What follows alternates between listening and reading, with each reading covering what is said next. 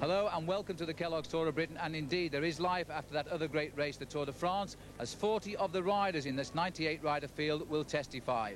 This is without doubt the finest field ever assembled for the race.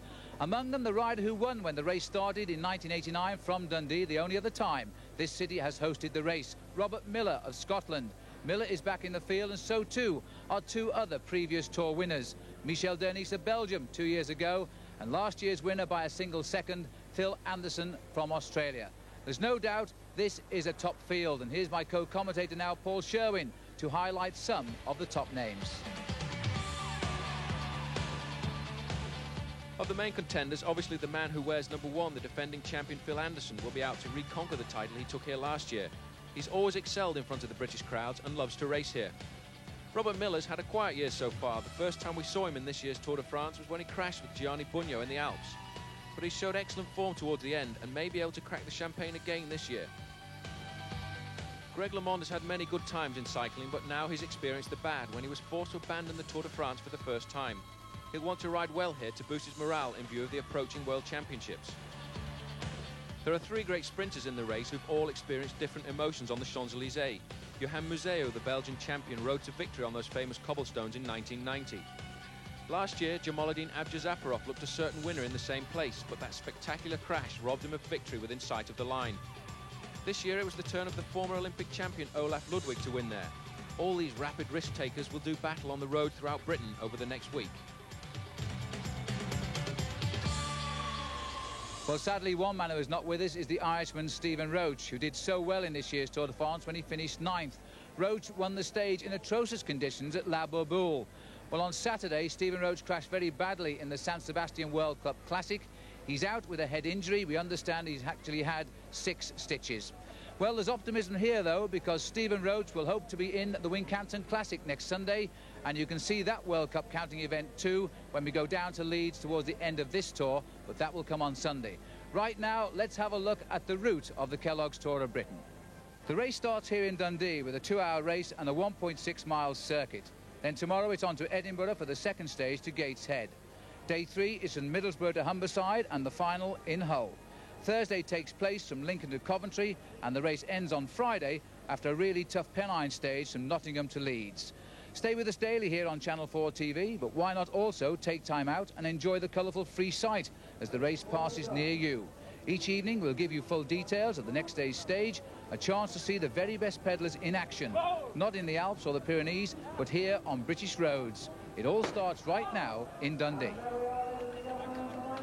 And the riders rolling away, all 98 of them from 14 teams. The team's bigger this year, 7 riders per team, except of course the Carrera team, sadly having lost Stephen Roche just at the moment, and they weren't able to replace him. So the riders are out now on this circuit, just over 1.5 miles, a 58-mile circuit. Let's have a look at the route. They're starting in the High Street, bearing right into Commercial Street, and then right round the back of the circuit, through Seagate into Meadowside, Ward Road, Market Gate, and back into the home straight past the Nethergate Centre.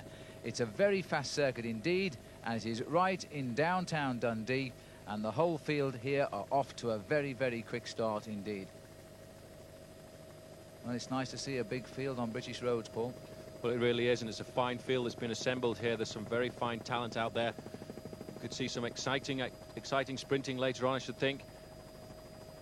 This is Dave Mann, the first attacker of the day, who's gone out in front just 2 laps into the race. And Dave Mann is a rider who has gone to America to make his fame and we hope his fortune, and he's had a tremendous season. It all began early on for Dave Mann because he was an early leader in the Tour du Pont. He beat Greg LeMond in a time trial. There aren't many done that, and he went on to challenge Greg LeMond all the way to the finish. LeMond was the winner of that race, and Greg too settling in today. He was out on his bike this morning, great golfer as he is. He went out and rode down to see the St Andrews golf course before he came up to the start line. So Mann is out on the attack. Very, very difficult. He's tempting to see just who is interested. Well, there's one rider here having a go for him, Paul. It's the Lotto rider Hendrik Redant who's going after him. Well, Redant has always been a fine worker in the Lotto team. He's a good sprinter himself if he can get up there to Dave Mann. Very strong rider. He's been a big help to Johan Museeuw in the past, and he can see the danger of Dave Mann. Mann, a very strong rider.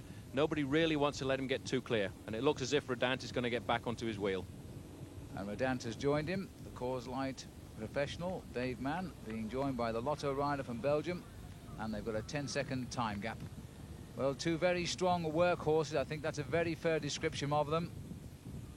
So the two riders out in front, but a little bit earlier on there was a crash at the back of the field. Just watch here in the far distance as the riders come off this bend. We can't identify the rider for you, but he goes down with quite a thump, and that gives us a chance here to explain the rules, that riders who crash have 1 lap in which to repair their problem and get back in the race, and no time penalty will apply.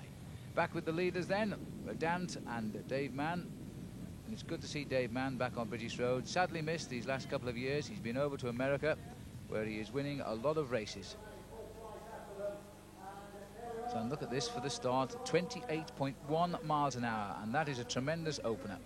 But it looks as if it's going to be all over. There's a big reaction behind, and there's Phil Anderson weaving his way through the motorbikes. He's coming up with a lap to go. There's 23 laps to go at the moment, but in 1 lap's time there's going to be a sprint lap for the time bonuses, 3 seconds for the winner.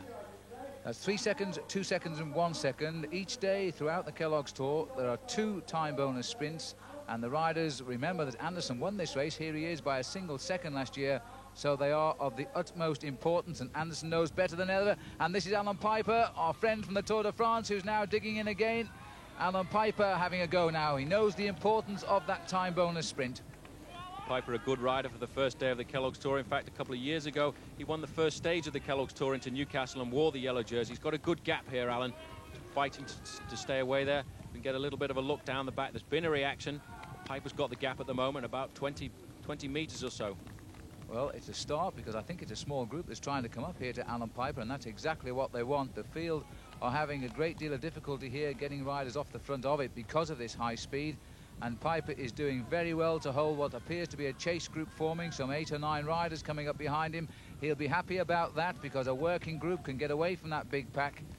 Remember that tomorrow we start the long haul south, and the riders going down to finishing Leeds on Friday. But today there are many seconds to be gained, especially in the time bonus sprint coming up. Well, look at this, Paul. We had all that rain yesterday here in Dundee, and now the sun has come out. A slight breeze, 18 degrees, the sort of weather you'd like to ride a bike race in. And Piper is reveling in this. But Anderson's reacted. He's jumped away from that group. He's a very good friend of Alan Piper's, but he decided at the moment we've got to race. The time seconds are extremely important, and they've got a good gap. Look at the man here. He's fighting to pull Piper away with himself. They've got to try and get to the lap first. When they get to the finish line, they're going to fight out for those seconds, and Anderson really is riding well at the moment. Put a lot of training in since the Tour de France. Maybe not his best Tour de France in years, but he's a big, strong rider. Well, we showed you earlier Dave Mann in the yellow jersey of the Tour du Pont. In fact, Phil Anderson won 3 stages of that race as it comes up towards the line. And Anderson over Piper. But then, you know, I think there that Phil Anderson, Paul, thought that was the finish of the sprint lap, and he's still a lap to go. I think he did. In fact, he made that violent effort just before to catch the 2 riders, Henrik Redant and Dave Mann. And now he's got himself in a precarious situation with Alan Piper. They've still got another lap to go. Well, 2 Australians together on the attack, but they're half a lap away from that sprint now, and Piper will have noted that Anderson has wasted a lot of energy for the wrong lap. There's a 3-second time bonus, 2 for second place and 1 for third, and it looks like the 2 Aussies are still holding off the main field, and that's the field who'll fight out only the 1-second bonus. So Anderson here for the Motorola team and Alan Piper for the Tulip team. Belgium versus United States, and 2 Aussies in the action. So the field sweeping round here a little bit away from the main pace, because here they are. This time they're coming up to the finish, and Anderson is leading out yet again. Has he got the strength second time round? Because the field are coming up very quickly behind. But Piper is much, much quicker this time. Alan Piper going clear. He gets the result there. Anderson is over in second place. And Pierre Erin from the Lotto team is third. He's a new professional rider this season. He gets the 1 point. More importantly, of course, Piper gets a 3 seconds time bonus. Anderson 2 seconds, and Herrin will get the single second. The riders are coming up to the 2 leaders. The race is reforming. They've everything to race for. As they go around Dundee, we'll take a break.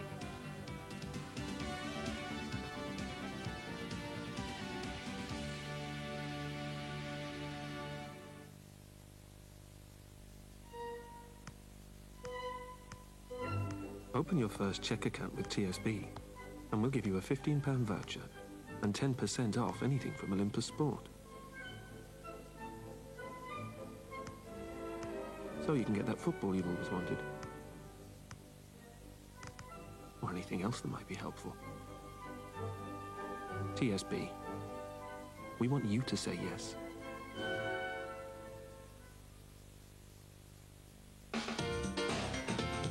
Up like a shot this morning. Boss had the day off. Girl in accounts came back. Nice weather for ducks. United won. Away. Pint of dry Blackthorn, please.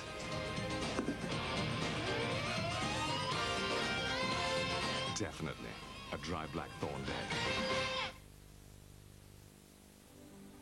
If, for the walls in your home, a silk finish is a little too shiny,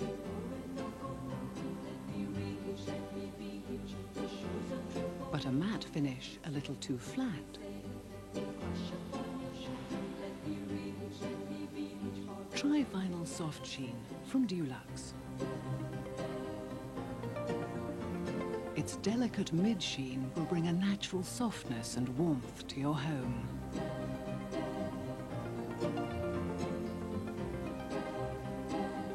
Vinyl Soft Sheen from Dulux.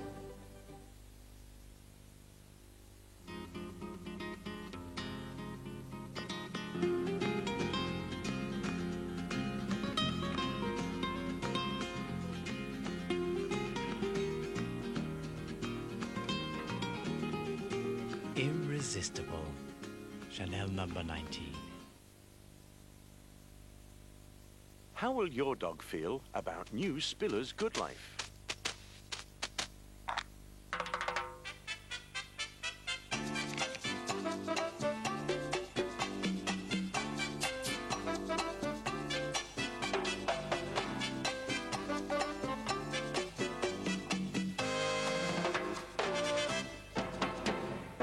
It's a dog's life without good life.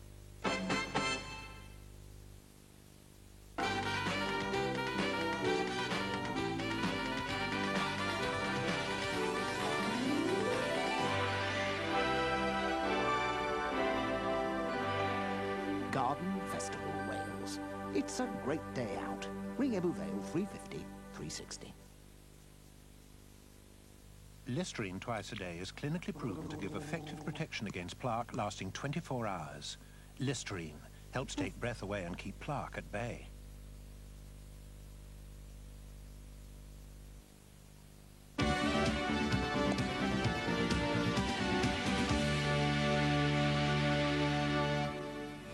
Hi, I'm back again. You thought you'd got rid of me. The Tour of Britain, we've got the best field ever to get on British roads. Greg LeMond, he's back after his Tour de France failure. Maybe he wants to make amends. The British champion, the Dutch champion, Belgian champion, Raoul Alcala. You've got them all here. I'll see you tomorrow.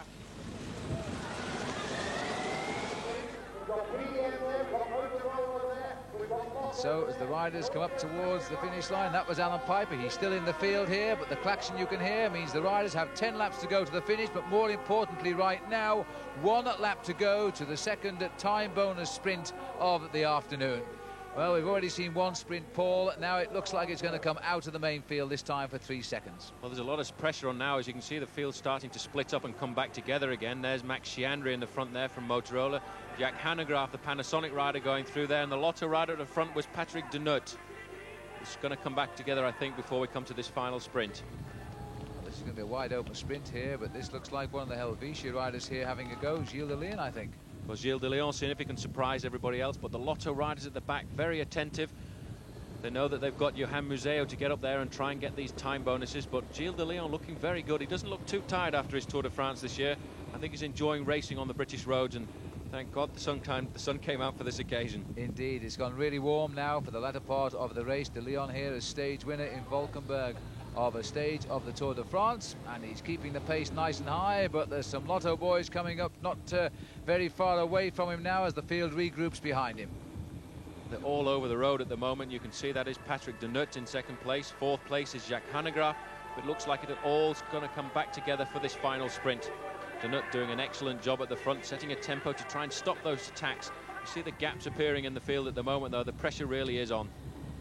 Well, Patrick Denut doing the work. He's the Lotto rider slipping through on the inside. Hanegraaff very prominent in that red jersey. Attack now. It looks as though Brian Smith is having a go here for the Banana team.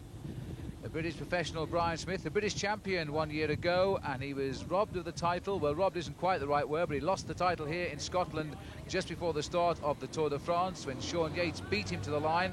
But that was a great defence, finishing second, and now Smith having a go. He's having a very good go, but he's marked there by Chiandri. Chiandri, I think, really wants to ride well in this race. In fact, somebody was telling me that his family have hired a house in Nottingham so they can actually watch him finish the race there. Well, we should explain that Max was born in Derby, and many of his relations actually live now in Bournemouth. He's very much an Italian, by the way. English is his second language, but he speaks it fluently, and he's something of a home rider. He rides on the American formation, Motorola, and now he's forming a group here at the front around him. Well, it's a sprint this time. Now, Chiandri was very disappointed he couldn't win a stage of the Tour de France this year, but he has a tremendous sprint, and he's making light work of it too. He wins very, very easily indeed there, Max Chiandri. Very good sprint. And I think it was Harold Meyer who he just pipped on the line, so Meyer will get a 2 seconds bonus. And Tom De Smet, I think, was third, and indeed he was there, it's confirmed. 1 point for Tom De Smet and 1 second as well towards the overall classification. So Max Chiandri, for me, I think Max has come here looking for a win in this race this week. He climbs better than most sprinters, and he'll look forward perhaps to the big climbs in North Yorkshire. Rosedale Chimney might give him a shock when we go down there on Thursday. But now 7 laps to go, and this little group, Paul, is forming at the front.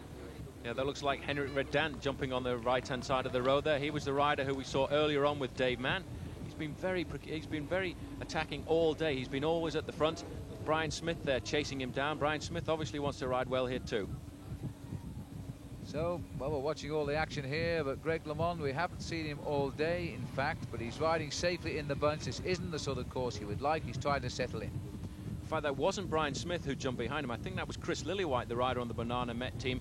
And in fact, that is Lillywhite, and you can see them moving away from the rest of the field here.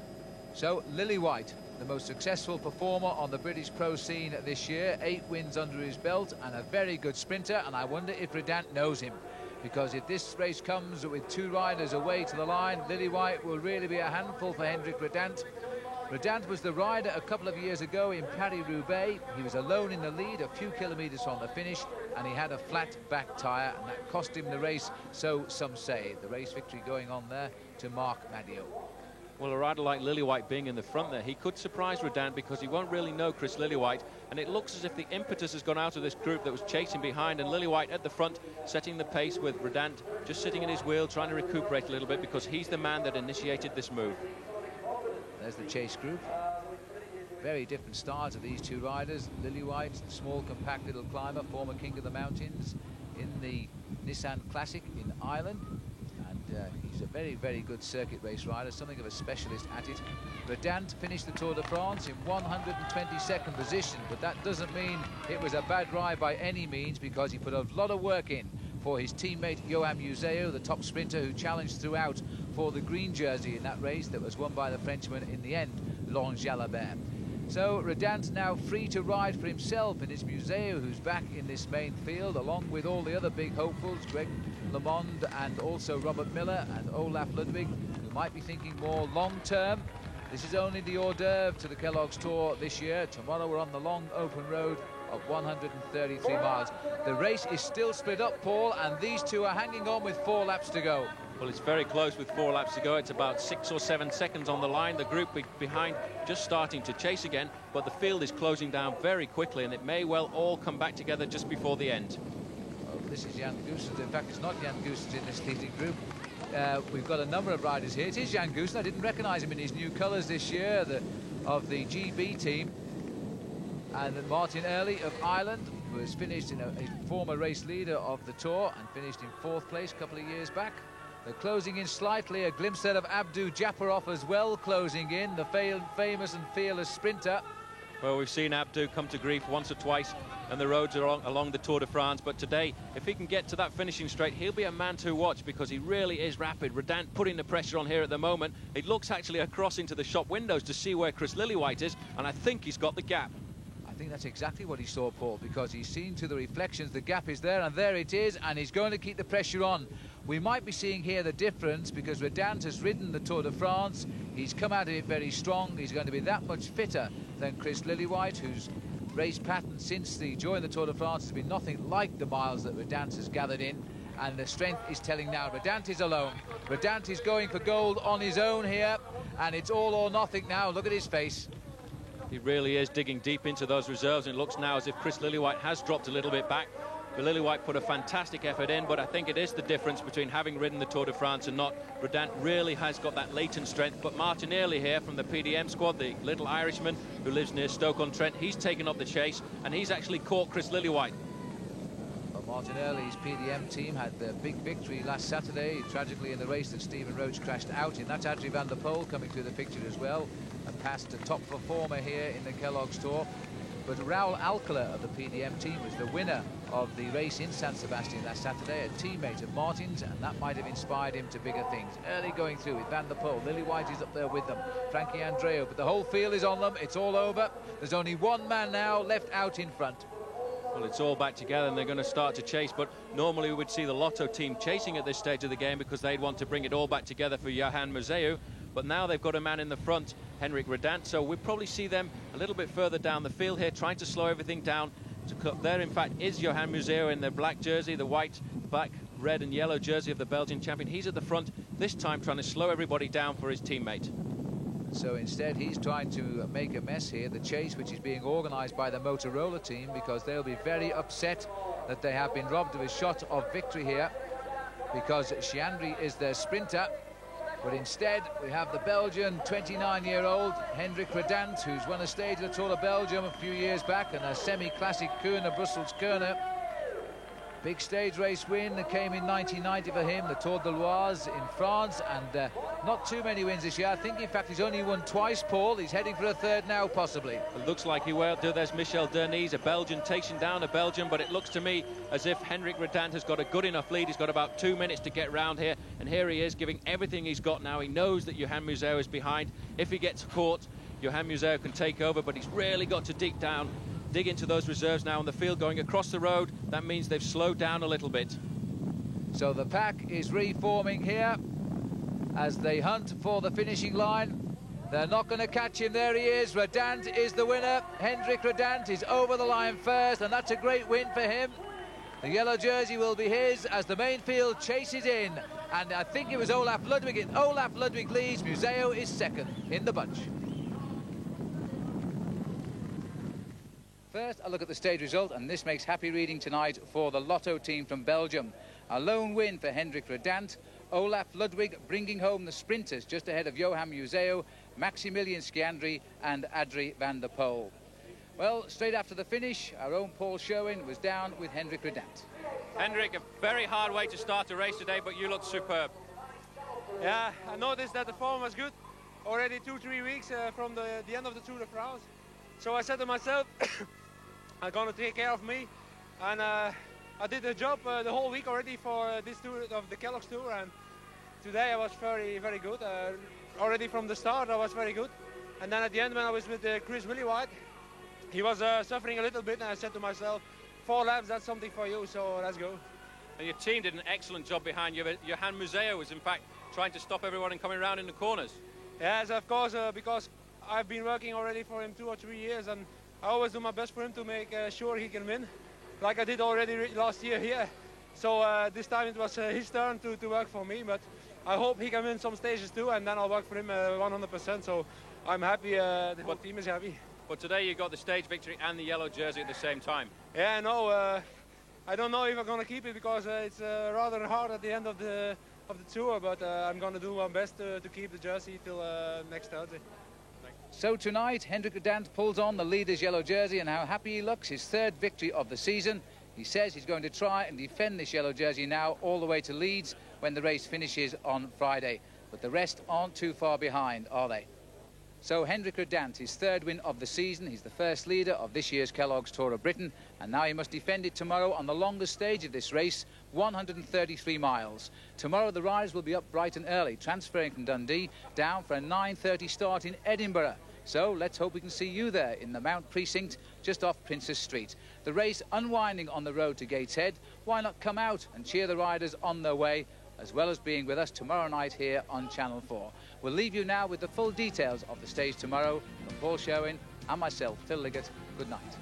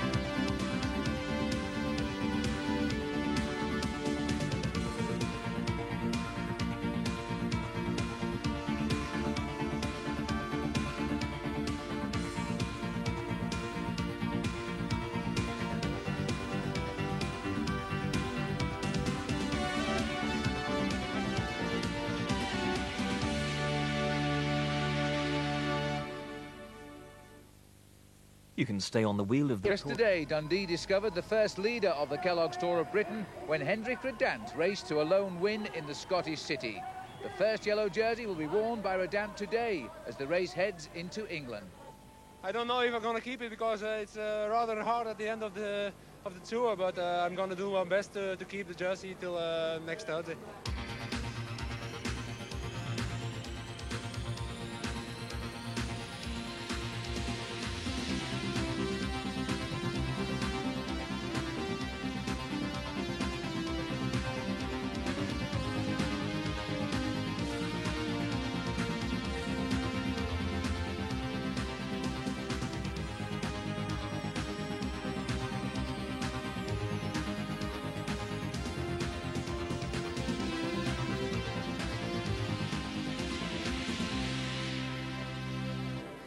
Hello and welcome to day 2 of the Kellogg's Tour of Britain. We've moved down from Dundee now to the start this morning here in Edinburgh, and as you can see, the sun is shining and the city never looked nicer, overlooked as always by its historical castle.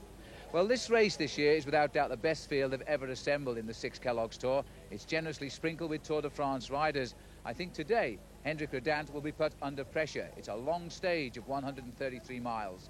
Let's have a look at the overall situation this morning. Hendrik Redant, after that win yesterday, leads Olaf Ludwig by just 8 seconds. Johan Museeuw, the other top sprinter in the world, he's in 3rd place. Max Schiandri from Motorola, they say he could be the winner of this tour, is up there in 4th slot. And the Australian Alan Piper, he's 5th. Now, when the race last left Edinburgh in 1987, we were bound for Newcastle. It was the first stage then, and Alan Piper was the stage winner and the first race leader. So who better than to explain the route this morning? That's right, Phil. The last time I was here in Edinburgh, I won the stage down to Newcastle on Tyne it was. Today the finish is to Gateshead.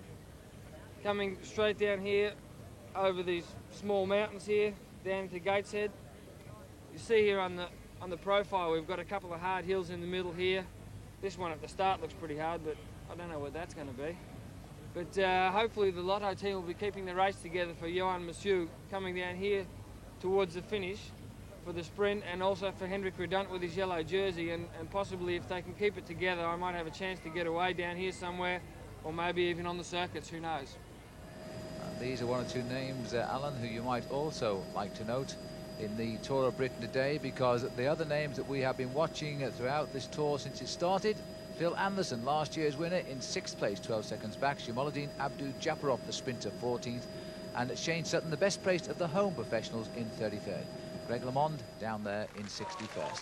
The rollout this morning over the cobblestones, thankfully dry, but there is a huge cloud coming across from the direction of the castle, and it is threatening heavy rain for the duration of the stage. Number 21 rolling out, Olaf Ludwig, wearing the green jersey as the points leader, but of course he was 2nd yesterday. That jersey on loan. This is the route they face. We've just seen it with Alan as we roll away down to the valley in Melrose. Hotspot sprint there with a time bonus. then the climb of Dunnion Hill onto Bonchester Hill, across into England, and a rather bumpy ride down to Gateshead. And already, Paul, the rain is beginning to threaten. It is, and that's why the riders have gone back to get their racing capes. That's why the cars behind, they carry bags for each rider to make sure that they've got enough to make sure that they can warm up for the changing climatic conditions. 133 miles, it's a long way to go. The wind is not favourable either. And just look at this now. The riders in very, very unpleasant circumstance. Out on the open road, the rain is driving into the face, and it is absolutely torrential. It's as heavy, I think, Paul, with the exception of La Bourboule on the Tour de France, that we saw throughout the summer race. It is, it's quite disgusting, and you'll be sure that a lot of riders out there are not going to like it. There's the weather conditions today. Overcast with showers, a temperature of 16 degrees, and road conditions variable. Well, I'm not sure about the overcast bit, because the showers are rather prolonged. But this is, in fact, at the front here, one of the Carrera riders is Remo Rossi, and we're approaching the sprint at Melrose, and time bonuses 3 seconds 2 and 1, first 3 riders over the line. I'm not too sure why the Carrera riders are leading out here, Paul, because we'd expected to see the Lotto boys on the attack, but this is a very good sprint, and it looks like it was Baldato, and there it is, Fabrice Baldato getting the 5 points, Pelliconi second, and Van der Poel in third place. He gets 1 point and 1 second, and the race moves on.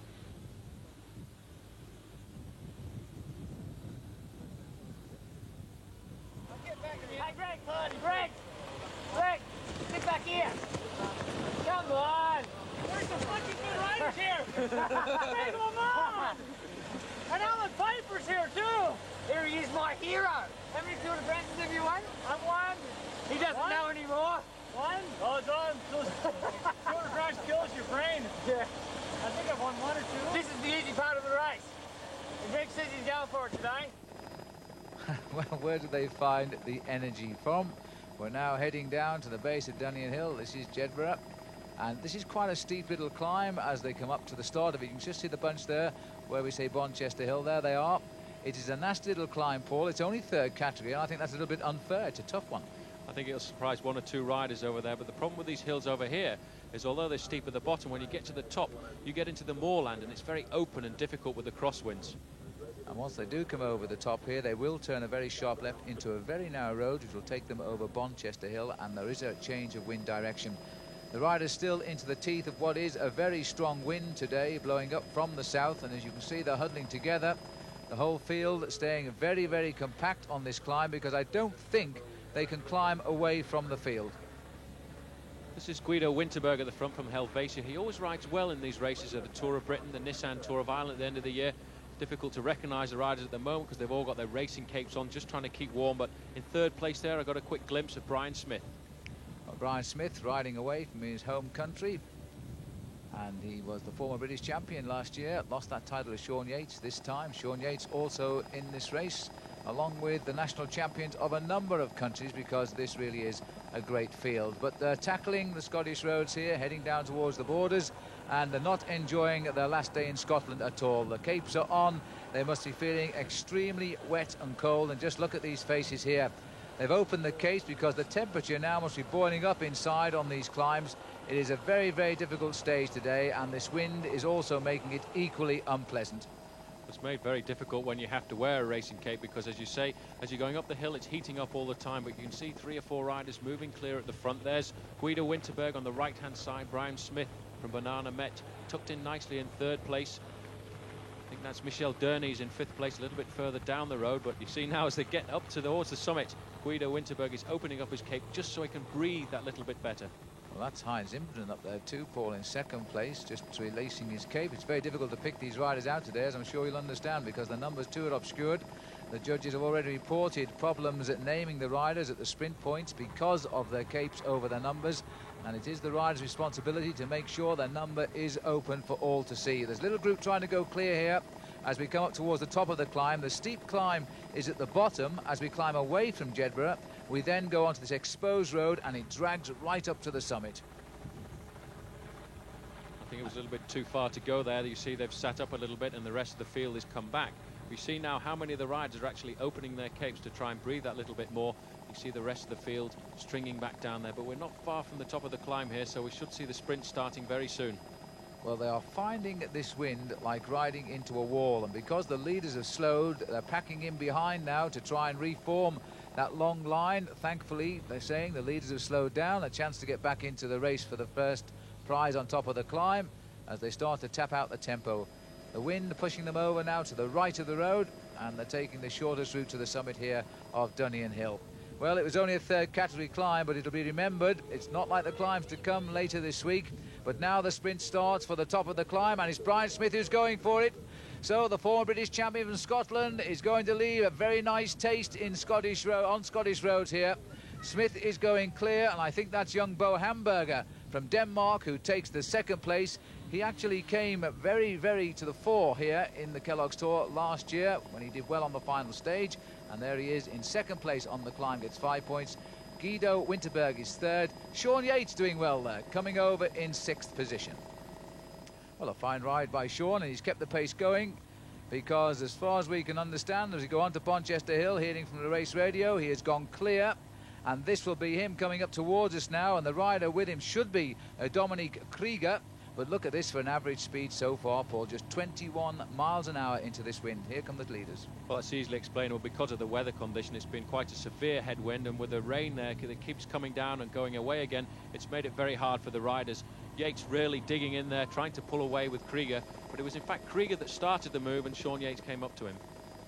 Well, this could be a very good move here, because once Yates clear of the field, they call him the animal, because once he's on his own, he loves to make the pace, and Krieger, I think, will be quite happy to have Yates alongside him, at least at this stage of the race, because they are only 55 miles into the day's stage, still a long way to go, and their lead is now 51 seconds over the field. And there is the big field, and just look at that for a long barren road here heading down to the English borders. Not surprisingly, Paul, it's the Lotto team with the yellow jersey of Hendrik Redant, and they've taken an interest in this breakaway almost immediately. Well, they know Sean Yates' reputation. They've seen him last year in the Nissan Tour of Ireland under similar weather conditions when he ripped away with Sean Kelly and stayed clear of the field to take the stage victory. So they know he's a dangerous man. Dominique Krieger is too. And if there are any dangerous descents, then Sean Yates can build up quite a good lead. Michel Denis there riding behind the yellow jersey. Michel Denis now a teammate of Sean Yates, a former winner indeed of the Kellogg's Tour. But you know, he was once on the Lotto team of Hendrik Redant. So mixed loyalties there, perhaps. I think he'll back for Yates, that's for sure. They're working together, but the gap is not going up, and Sean Yates here is really slaving against that wind. And this is Pierre Henrin, and the lump in his back, by the way, is a sign the weather is changing, because I think he's put his racing cape up his jersey. Well, the problem with the Lotto team at the moment is they've got to get the work done. They've got a lot of work to do. It looks like one of the Leeds 92 sponsored Great Britain team who's changing a wheel there. We can't see who it was, but at the front of the field, it's still the Lotto boys doing all the work. Well, that is the most unfortunate time to puncture a long, lonely chase here, because these Lotto riders have accelerated this race pace up to 35 miles an hour. They're all working together. The object is to bring those two riders back to boot as quickly as they can. The red jersey, by the way, worn by Henrin, is for the best young rider in the Kellogg's Tour. And look at this, let's have a look, because the gap does appear to be coming down. Oh my goodness me, it's completely collapsed. 18 seconds now, so the big field will have these two riders in sight. There they are, the Lotto boys, chasing them down. Been a very, very effective chase indeed. It's been an effective chase, but they've had a hard time trying to do it, and I think there's going to be some very tired riders a little bit later on. Well, you can see the two leaders just passing to the bottom of our picture there, and now you can see the bunch. It is just 6 seconds is the gap, and the field are coming back together. Here's Alan Piper. We just caught Yatesy. The Lotto team's been riding on the front. National champion thought he'd get out there and give him some stick. Tell you what, he was going pretty fast as well. You can see him coming back now. I just said to Phil, maybe we'll like yell out his name. George, George, George. And Phil said, no, I can't do that. I'm on his team.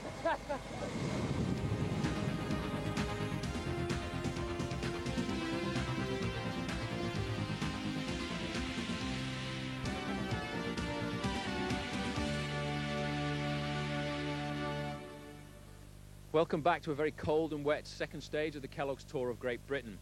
The stage takes the riders from Edinburgh down to Gateshead. But I was talking to somebody yesterday and they said, who's this unknown rider, Hendrik Redant from Belgium? The 29-year-old Belgian has been a professional since 1988. Hendrik Redant is certainly not unknown, even to the followers of the Kellogg's Tour of Britain, because he walked away with the Hotspot Sprint competition in the 1991 edition, proving he's a rapid finisher.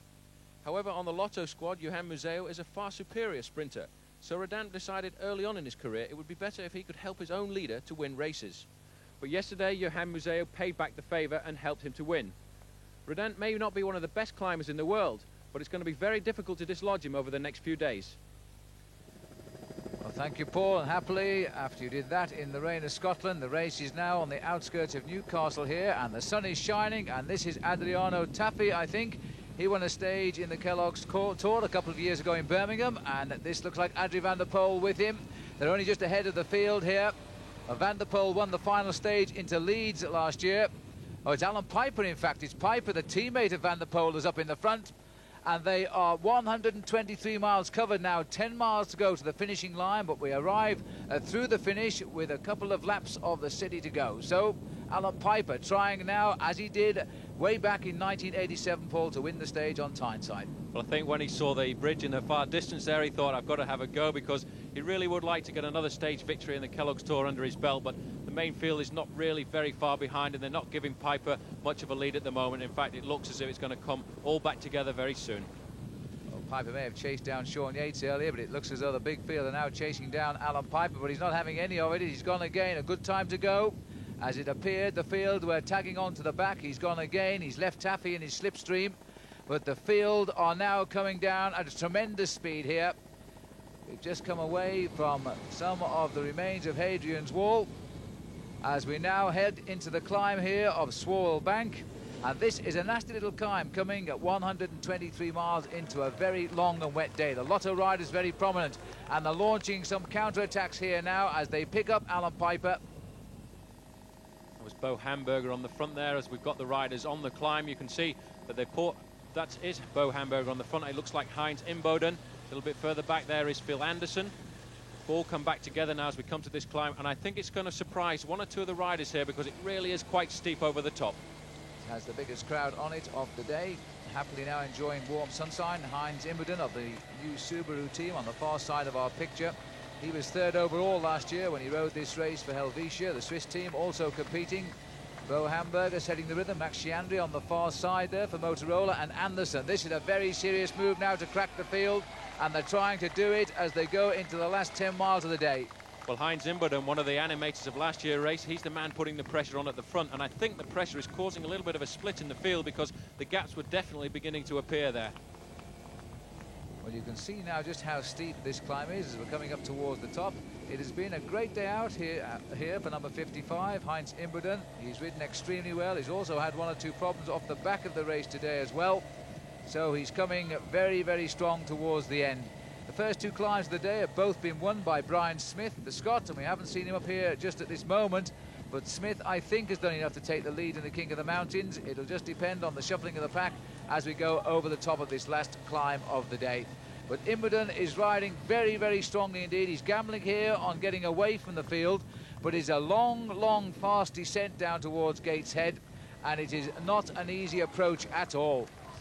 Very difficult circuit round here in Gateshead too, because there are one or two tricky little corners. You see Imboden now starting to suffer a little bit as we get to the top, but it's interesting to remember that he was one of the main challengers to Phil Anderson's victory. There's the green flag, so there's 200 metres to go to the top of the climb. Anderson's reacted there. The Helvetia rider, I think, will be Gilles de Leon. So they're waiting for the sprint now. There's not far to go till we get to the top. It is indeed, Paul. Gilles de Leon has come up. He's finding his form as the season rolls on. The previous winner of the Tour of Lombardy Classic, end of season classic in Italy. And De Leon in third place, Anderson second, Imboden leading the charge up the climb. And this is a very determined race now at the front for three riders. There's the line. Imboden goes over the top first. Anderson was there in second place, and Heinz Imboden would be in third there as we look down on the field, making its way now towards the circuit at Gateshead. So the overall situation of the King of the Mountains now gives Brian Smith a clear lead overall. Well, we don't have anything on our screen. This looks to me as if the group has gone clear. We've got Martin Early here. That's Luke Rosen. Phil Anderson starting to continue at the front, putting the pressure on. And there's an attack by Jos van Aert. Jos van Aert has gone off into the lead. So Van Aert has gone, and Anderson is watching and waiting the move here. And we look down now on Newcastle and Gateshead. Next port of call for the riders in the Kellogg's Tour, and it's Van Aert who brings them onto the circuit. Now he's got a couple of laps to go, and it's not an easy circuit. Small climb on it too, but the field really has broken up on the approach here to Gateshead. This is a chase group. Masciandri there, Van der Poel behind him, and Imberdon is still up there, Paul. Imberdon doing an incredible ride there, but they've definitely got the gap at the moment. There's a group of about 20 riders behind, but the climb there really did make a difference. Jos van Aert at the front here, but he's been caught by the other 3 riders, so it's going to make a very good group of 4 riders in the front. They've still got 1.5 laps to go, and it's going to be very difficult to stay clear of that chasing group of 20. Well, I did mention this morning in Edinburgh that many people fancied Masciandri to win this race overall. He's an Englishman, really. He was born in Derby. He lived in Bournemouth for 6 years before moving across to live in Italy. He's a naturalised Italian, and indeed he is now in that chase group. There's the main field. It's thinned out somewhat. The yellow jersey is in there too of Hendrik Redant, but he's losing a few seconds, and it could prove crucial tonight. A few seconds is all he needs to lose that yellow jersey. And these 4 riders have got this race now under control, as Van der Poel, who has looked so good yesterday in Dundee, Paul, and is looking for a big win. Well, Van der Poel is a good rider too. He won the last stage of the Kellogg's Tour last year in Leeds as well. He always revelled in these races again. One of the riders who seems to ride so well when he races in England or when he races in Ireland. A very popular rider with the public here too, but he's at the front as we lead down. I think when they take the bottom corner, they'll go across the finishing line. There's a bonus sprint, 3, 2 and 1 seconds, and then there's 1 lap to go. So Imberdon comes round at the last of the line of 4. They'll get the bell this time. 1 lap to go to the finish. These 4 riders still hanging on to a few seconds advantage. There's the bell. Van der Poel driving on, just checking over his shoulder, see if they're coming with him. Masciandri there is in the blue jersey, and there's Phil Anderson in the second group. And Anderson here is leading through, but he doesn't want to chase, of course, because his teammate is up the road now, and it could prove invaluable. It'll all depend on the bonuses given to the first 3 riders on the line, and that's where we are now, with the chase down to the line. First 3 riders, 10 seconds for the win. It could be crucial here now to decide the yellow jersey tonight. Sciandi's gone through on the inside of Imberdon. A very good piece of riding. Van Aert's last round the corner. The danger man to Sciandi, without doubt, is Van der Poel. But I think it's crucial to get to that corner first. Sciandi's done it. Now he's leading out. Van der Poel, I think, has got his wheel. Adrie Van der Poel is hanging on, but he's not got the strength to come by him. On the line, Max Sciandi gets the stage. Van der Poel is in second place. Imberdon is third, and Van Aert is fourth. Museo brings the rest over. The yellow jersey is missing. So Max Sciandi, an Englishman born and then goes to live in Italy, now wins a stage of the Kellogg's Tour here in Gateshead. Finishing just ahead of Adrie Van der Poel, a regular in the Kellogg's Tour, and in third place, Heinz Imberdon. It was a tight finish, but in the end, the wind took its toll on the riders as they came home towards the finishing line. Well, Paul Schoen was first down with the man of the day, Max Sciandi. You must be happy to win in Britain because you've got a lot of relatives watching. Yeah, I'm really glad, you know. I proposed to the team if I could come and race here because besides the win Canton, I never did nothing, you know, and every year it's a good opportunity to see my relatives. So, I mean, I needed to race, and I have quite a few important races coming up in Italy, so this was really good to prepare, you know. And plus, you know, if you win and you do good results, it's still good. Sean Yates did a good job today because he put the Lotto team under pressure early on with that breakaway. Yeah, he did really good. I saw him ride really, really strong. He has a very good form, plus he's riding in his own country, so, you know, the morale is high. And I hope he can do something well, too. Now, with this, with the performance now, you know that you're a better sprinter than some of the riders here, but you climb a lot better than other riders. Do you think this will give you a good chance to win the Kellogg's Tour? For me, I really love to win a stage race, you know. I've been close to it many times, second, third places, but I never won a stage race. So this could be a good position. Yeah, I don't know if I have the yellow jersey. I forgot about the sprint. The second lap, I would have went for it, you know. But already winning a stage is good. We just have to look ahead now and see what's coming up. Well, I can tell you now, Max, that you are the new leader of the Kellogg's Tour of Britain by the narrowest of margins, but everybody is queuing up behind you. And tomorrow we go into the high climbs of the North Yorkshire Moors. This is the overall situation. Well, Greg LeMond today, he got split off in the big battle towards the end. He finished in the third group. He looked a little bit tired, but he's now searching for the form he hopes will bring him a world title at the early part of next month. Tomorrow, the Kellogg's Tour of Britain moves on. We go down to the start at Middlesbrough, and for Middlesbrough, it is a long ride over the North Yorkshire moors, that big climb of Rosedale Chimney, before we finish on Humberside in Hull. If you want to come out on the road and watch the race as we say goodbye tonight, all the details are following. For Paul Sherwin and me, good night.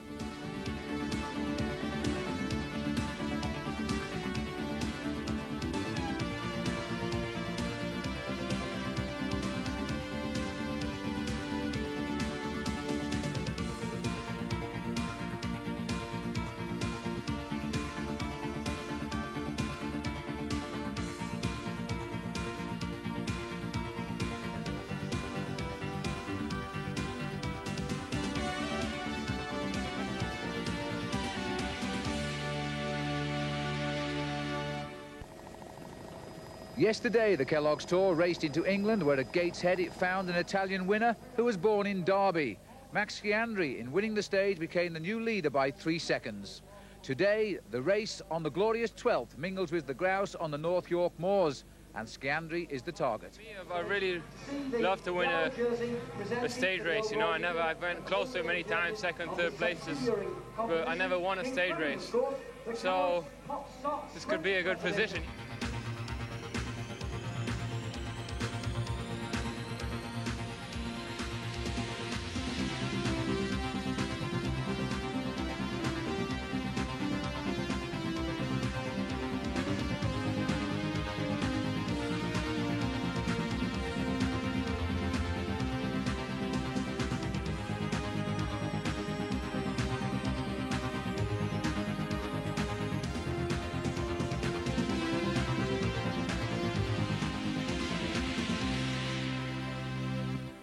Hello and welcome again to the 500 miles Kellogg's Tour of Britain as it makes its way towards its finish in Leeds on Friday. But today we're in Middlesbrough, the race now going 103 miles to Humberside, where it will end in the city of Hull. It's a tough stage today, 103 miles. It takes in the big climb on the North York moors, the climb of Rosedale Chimney. Let's remind ourselves of the overall situation this morning.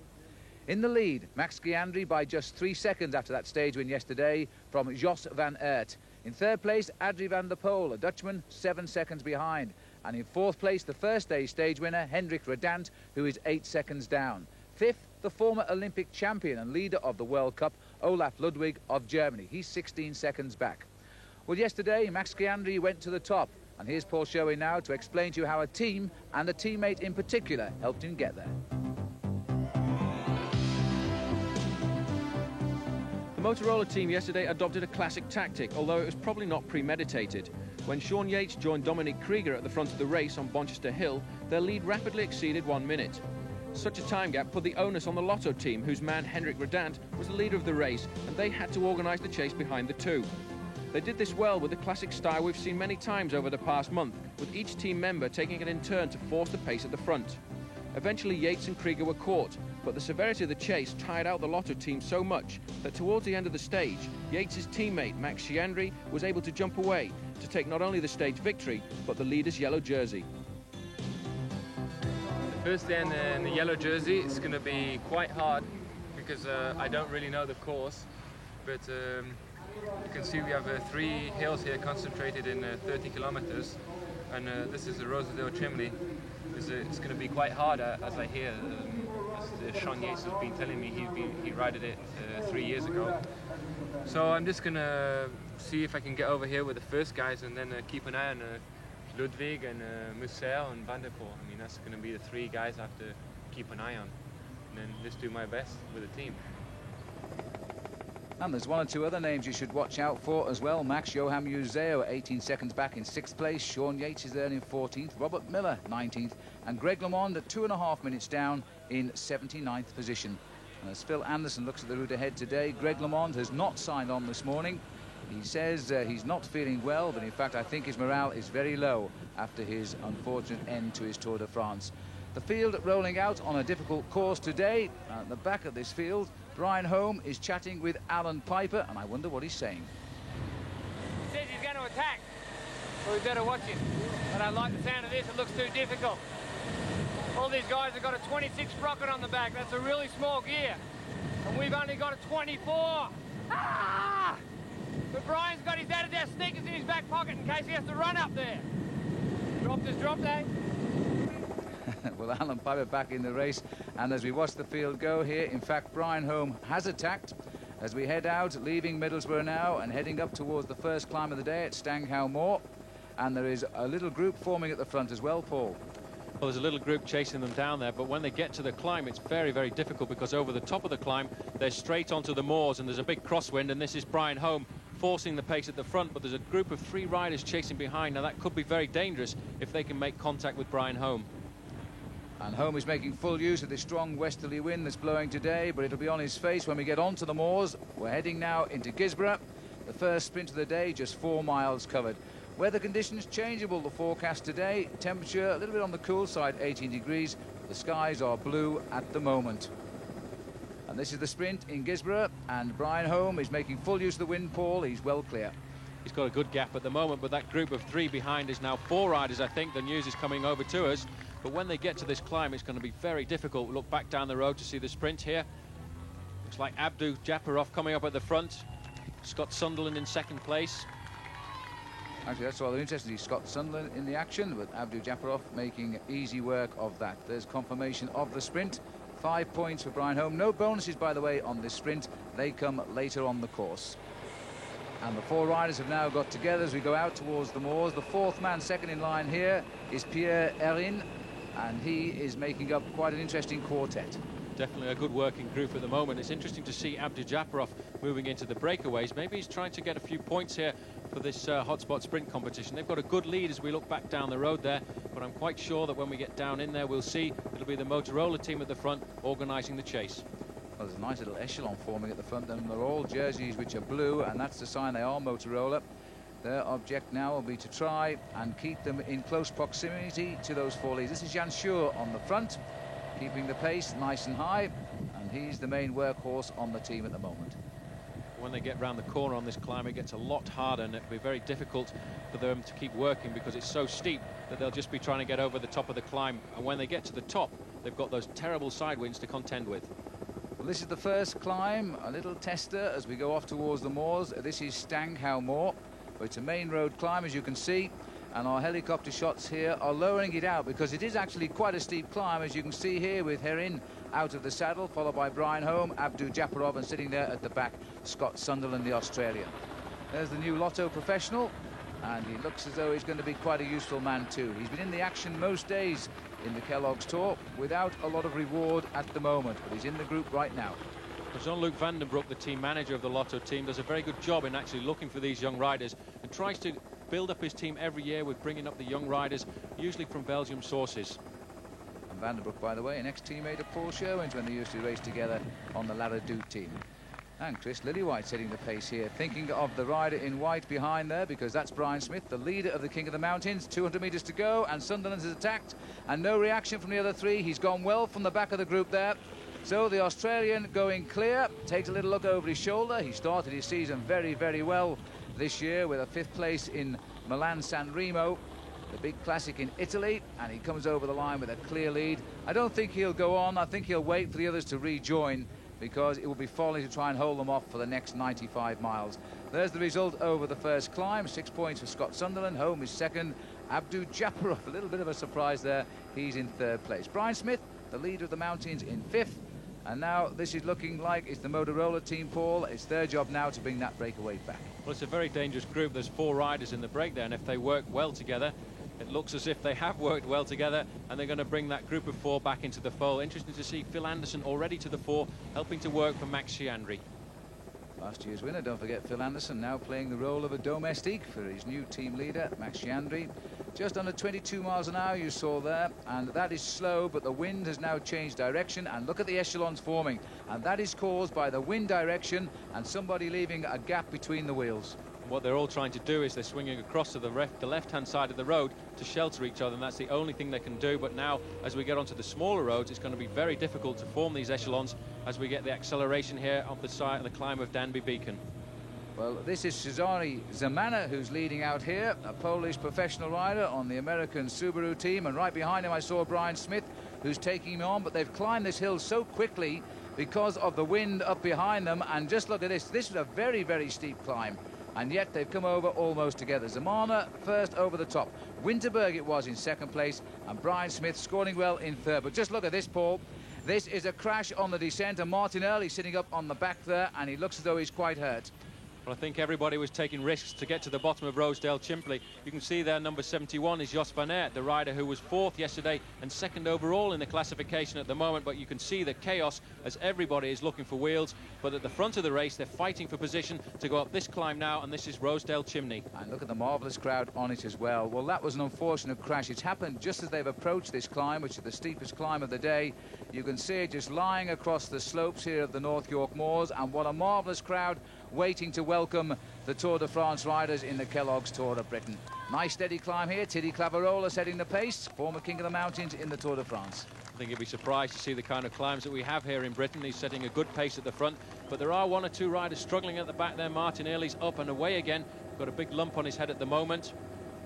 It's Brian Smith there in third place in defence of his lead in the King of the Mountains. Second place is again the Polish rider who's been riding well today, Zemana. I remember Zemana in 1987 winning 3 stages of the Commonwealth Bank Classic in Australia. He turned professional in 1990. The back of the race now, and Alan Piper, well, he's not talking to us at the moment, so one has to assume, Paul, he's under pressure here. Well, I don't think Bruce, as I like to call him, is going to be too happy with this climb. He's really suffering quite a lot here, but I think he'll be okay if he can stay in contact with this group and get over the top. We'll see a lot more of Alan Piper later on, but you can see everyone is suffering on this climb. Every rider is just trying to get up as best they possibly can. On the left hand of the picture there was Brian Home, the first man to attack today.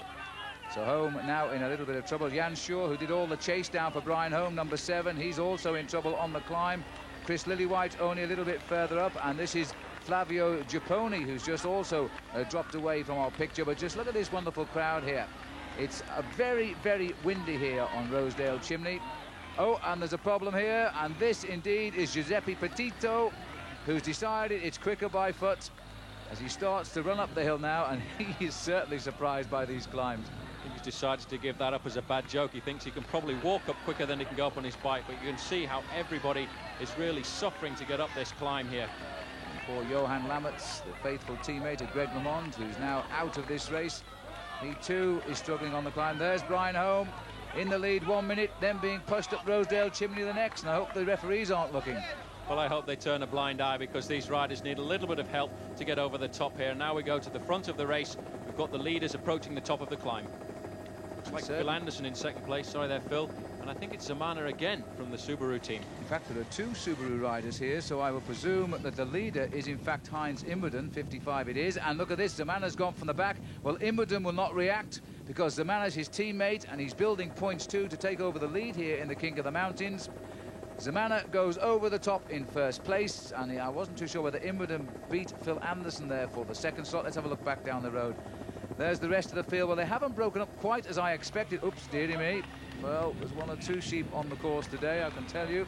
And this is Jos van Aert, who's still climbing back to the race, second overall this morning, and involved in that crash. He's still got to catch up with the race as they go over the top of the climb of Rosedale Chimney. There's the result. Zamana first, 12 points.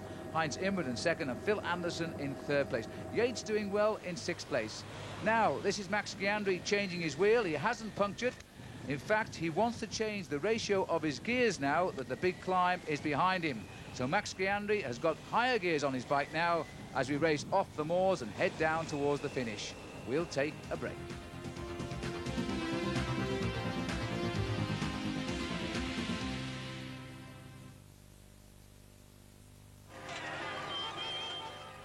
RAC, how can we help you?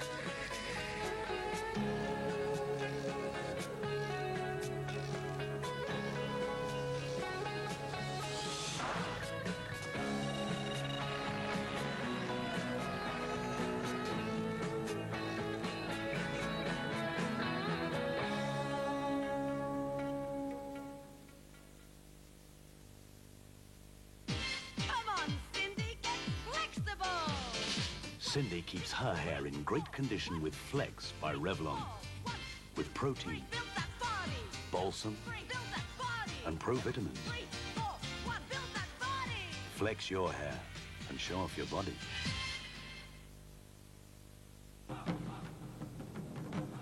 This tiger has always meant the very best in performance. Now observe him. Married, mortgaged, and like any proud father, worried about the world in which his children will be growing up. No wonder then you'll still find Esso ahead of the game when it comes to cutting down petrol emissions. A new generation of Esso for every new generation. Broad Squad. Tonight's episode, Smell My Wispy Nightie. Yes? 2 cones, please. A hot tip led Sergeant Dore and me to Ascot. We mingled unobtrusively for a while before dividing forces. Dore checked the horse boxes. I checked the restaurant. Okay, come on out. You're surrounded. Down as orders. I'll have the Mediterranean prawns. They're off. Okay, I'll have the asparagus then. And 50 to 1 bar. That bar sounds crowded, Sergeant. What's this? Cider? That's not just cider. Broad Squad. Hey, you over there, in the shadows. This is Red Rock Draft cider. Less gassy, no strong aftertaste. It's a different kind of cider. I'm afraid I'm going to have to ask you to accompany me. This is Red Rock Draft cider. Less gassy, no strong aftertaste. It's a different kind of cider. All right, Del Rey, take her down to the station. Hi, Chief. Red Rock cider. It's not red, and there's no rocks in it.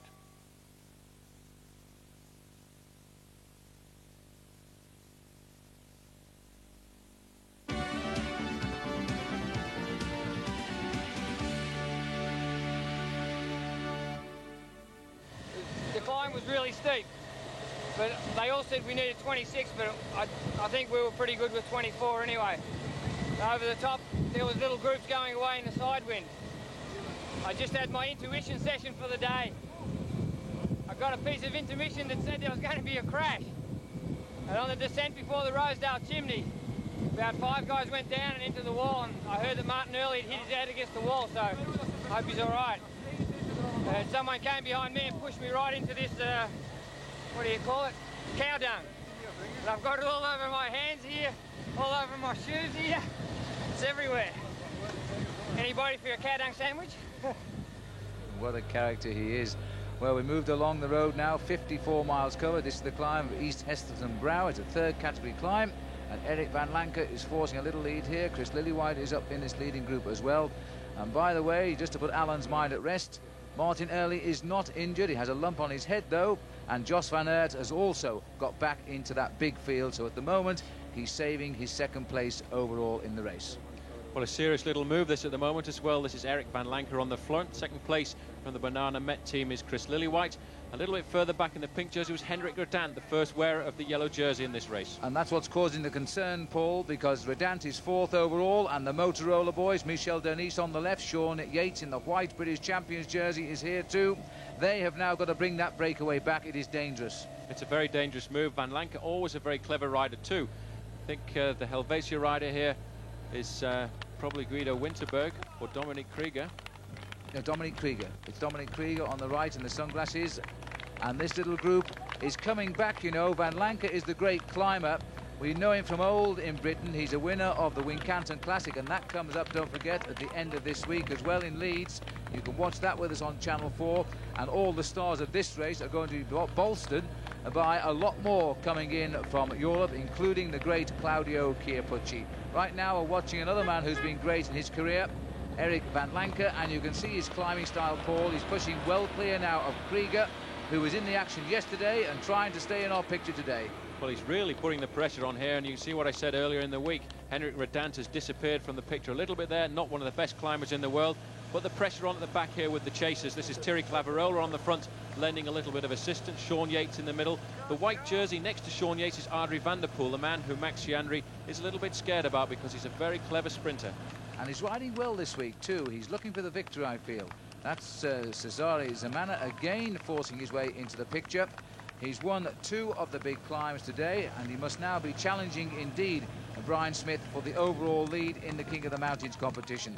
There's a little idea of how high we are as we go back up to the leaders. Krieger now forcing the pace with Van Lancker, and it looks as though Redant, the danger man, has been dropped by these two. That's him just creeping into our picture there. So Redant has been distanced by Van Lancker and Dominique Krieger.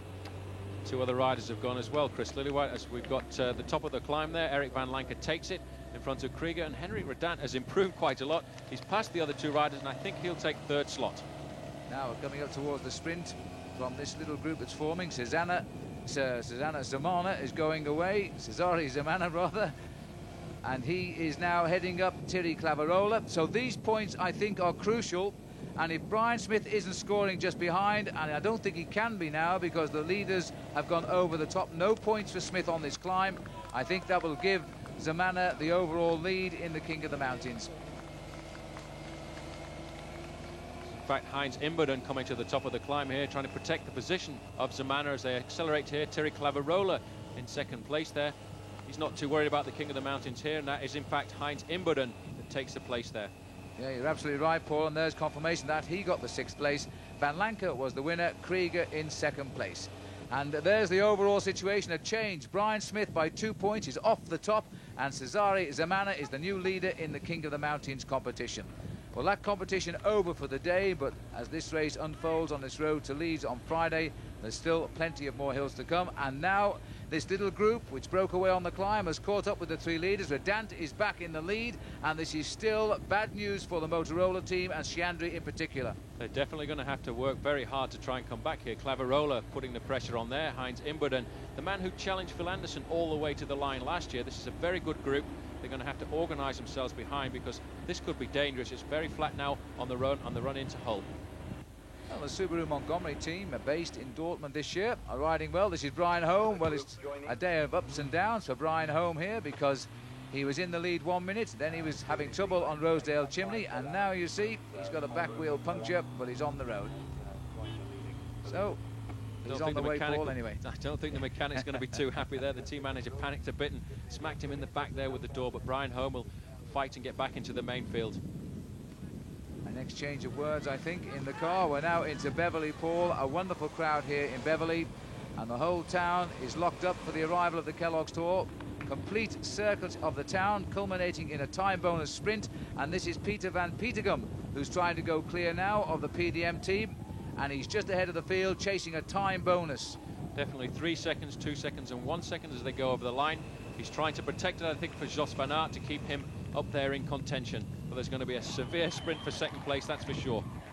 Yes, I'm rather surprised. In fact, the Motorollas, I know they've been busy chasing down all of these attacks today, but I really thought they'd try to keep this field together because Max Sciandri can handle himself in a sprint finish.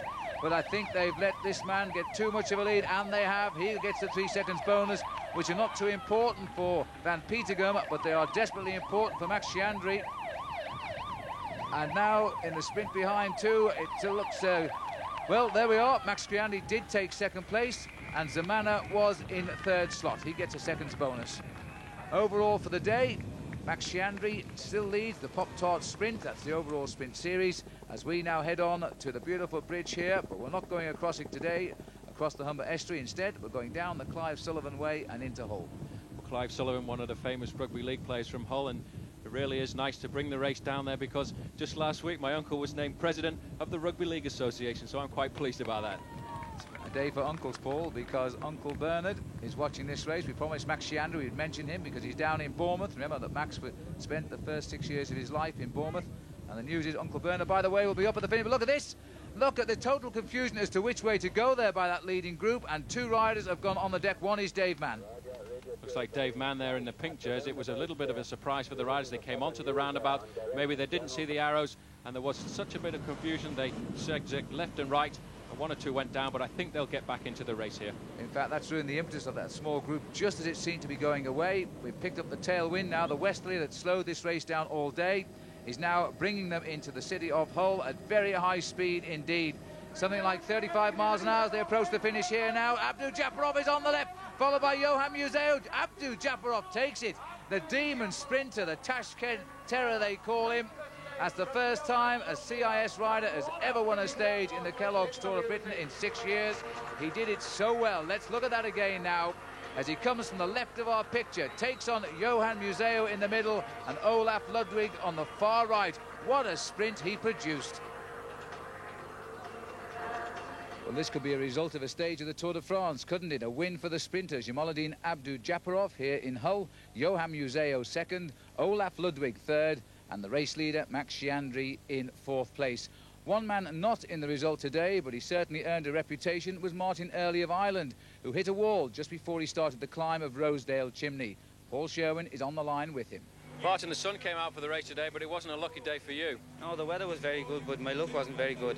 Just before the Rosedale Chimney, I crashed at the bottom of the climb, just at the start of it, and I went off the road and hit my head on a rock. So it wasn't a very lucky day for me, but I got back up and I chased back on, and I suppose I was lucky enough that they didn't go too hard, and I got back on within 10 miles or so. Yeah, but then you were involved in another crash nearer to the finish. But no, it wasn't too bad. I was lucky again, but you know, it wasn't as bad as the first time. This is the overall situation though tonight. Max Chiandri is now leading by 5 seconds over Jos van Aert of PDM. 9 seconds back is Adrie van der Poel, and the first day's race leader, Hendrik Redant, holds on to that fourth place with a 10-second deficit on Chiandri. So the Kellogg's Tour now moves off Humberside down to Lincoln, where tomorrow morning we head off towards Coventry, and that's a ride of 114 miles. It will take in the beautiful Vale of Belvoir. And if you can't be with us on the route, then don't forget to join us here on Channel 4. But before we say goodnight tonight, let me introduce you now to a rider who isn't in the Kellogg's Tour, 8 years old Alec Gadd. He is riding from Hull, where he lives, 440 miles very shortly down to Land's End in aid of the local Dove House Hospice. Alex, will you make it? Yeah, hopefully. How much money are you going to earn? Hopefully £1,000 or over. £1,000, that would be great. Yeah, it would. Very, very best of luck. We wish you well. I know the riders in the Kellogg's Tour do as well. He's got Max Chiandri's autograph already. Until tomorrow night, goodbye.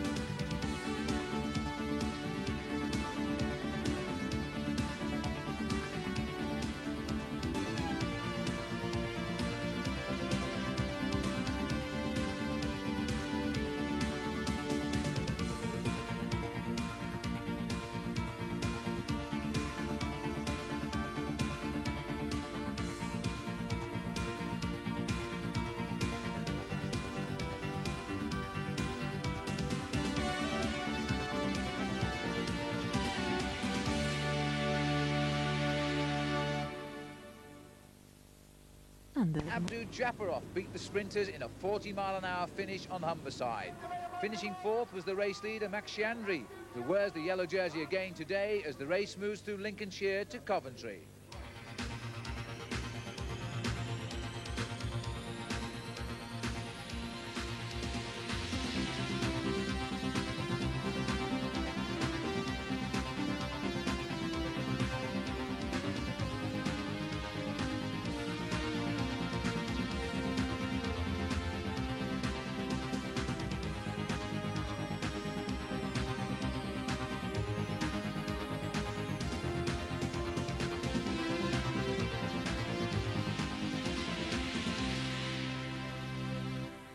Hello and welcome. It's the penultimate day of the 500 miles Kellogg's Tour of Britain. We're in Lincoln this morning, and by tomorrow night we'll be at the finishing line in Leeds.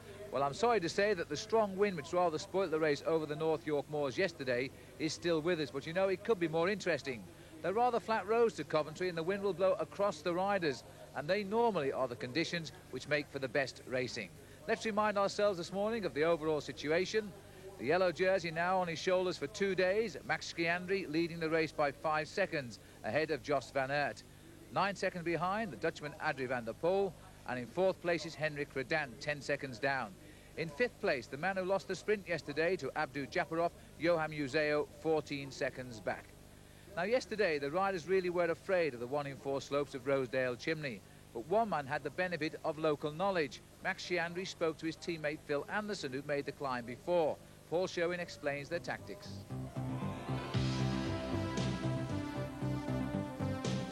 Tactics aren't just discussed on the race route, as we see Phil Anderson and Max Chiandri chatting here about the road towards Rosedale Chimney. Some plans have to be made well in advance. With the severity of the Yorkshire climb, many riders had special gear ratios mounted on their bikes the night before, just to get up this one climb of Rosedale Chimney. Those who didn't take precautions ended up struggling or even walking up this steep ascent. The disadvantages with these low gears is that then the ratios aren't suitable for the all-important bunch sprint. Both Max Chiandri and Phil Anderson changed their wheels after the climb at a pre-arranged point in the race, just to have the right ratios available. This forward planning proved successful as they rode into Hull near the front of a distinguished group of sprinters, finishing in 4th and 5th place. Well, I don't think there'll be any switching of wheels this morning, because we can describe the route as being gently meandering on the roads to Coventry. Now, earlier in the season, Dave Mann, a British professional rider who lives and races in the United States, surprised everybody when he took the lead in America's big stage race, the Tour DuPont. He did so when he beat Greg LeMond in a time trial. Greg LeMond is no longer in the Kellogg's Tour, but Dave Mann most certainly is. Here he is now to describe the route to us. DuPont was a great race for me. Now I'm racing in America, but now I'm back in England. I'm hoping to ride well either today or tomorrow. Today's route takes us from Lincoln to Coventry. It's a flatter race. The Motorola team is controlling the race very well, and it'll be very surprising if any groups go away. Although the wind is very, very strong, I would think after these 2 climbs towards the middle of the race, the race should begin in earnest, and the Motorola team will have his work really cut out along this 20 to 30 mile stretch. And I would think you'd see groups beginning to move away towards the last 1 or 2 circuits in Coventry. And the field rolling out this morning, and we'll keep an eye on whether Dave Mann was right. This is the overall situation of the other big names. Olaf Ludwig is 6th, Phil Anderson, last year's winner, is 7th. Sean Yates is riding very well, especially on the hills. He's lying in 18th position overall. 90 riders left in the field of the 97 that signed on in Dundee. And Robert Miller on the left of our picture, riding along and seemingly enjoying life at the front, Paul.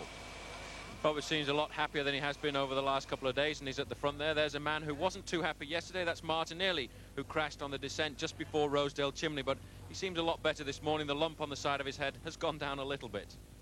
Well, thank heavens for that. We're now into Sleaford, and the first big sprint of the day here.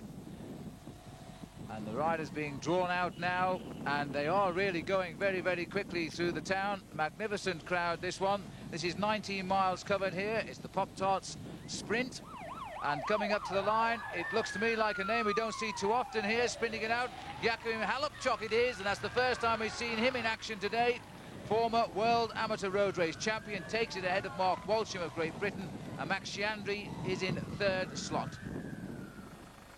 And this is the weather forecast for today. Cloudy with rain later. It's dry at the moment, and the temperature still cool at 18 degrees.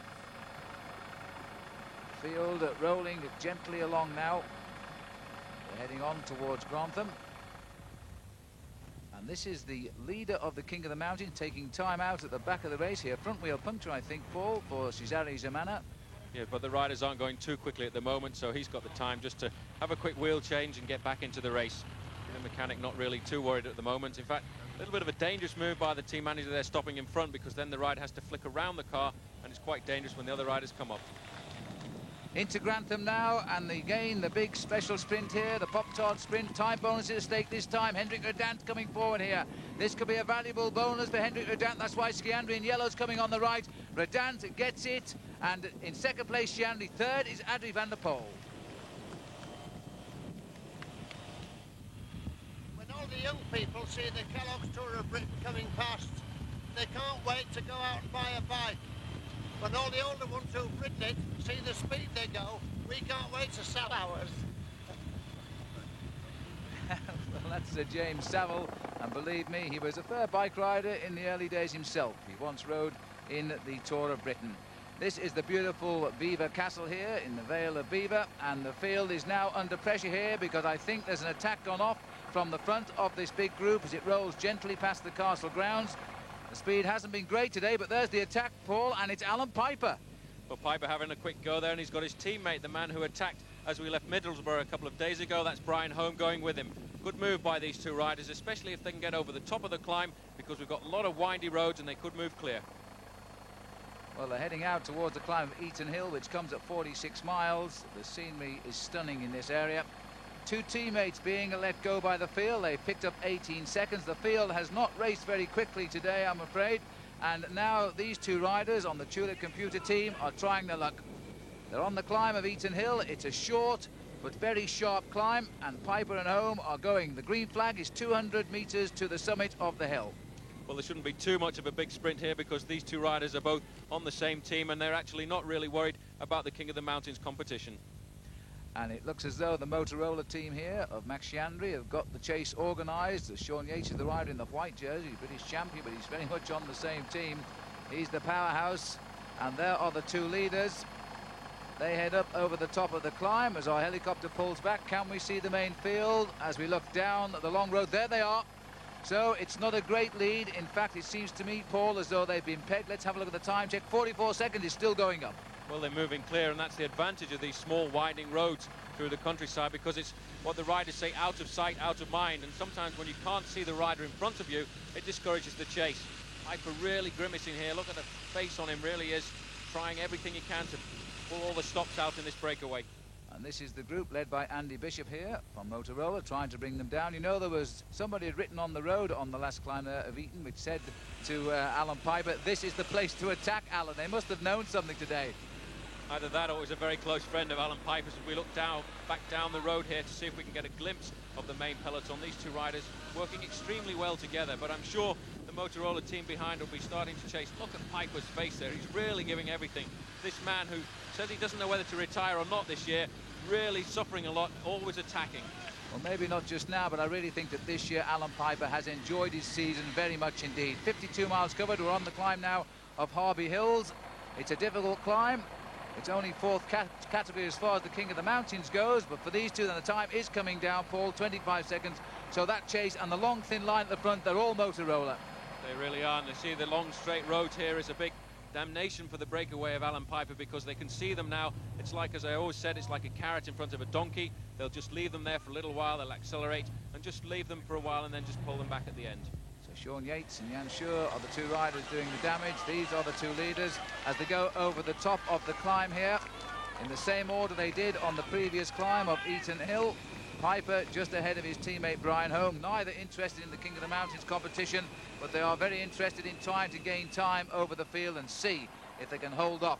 And there is the rest of the riders going over the top of Eaton Hill. The white flag indicating the top of the climb. The main field are right on their tail too.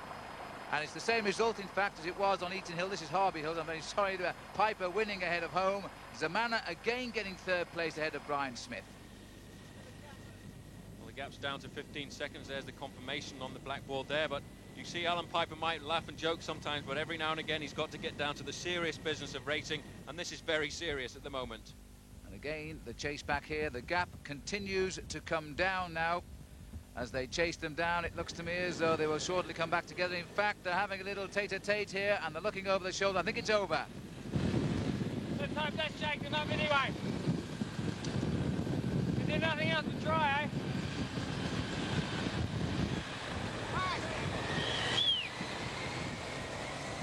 And there they are, they're all around them. The Motorola team have brought back the two riders from Tulip Computers.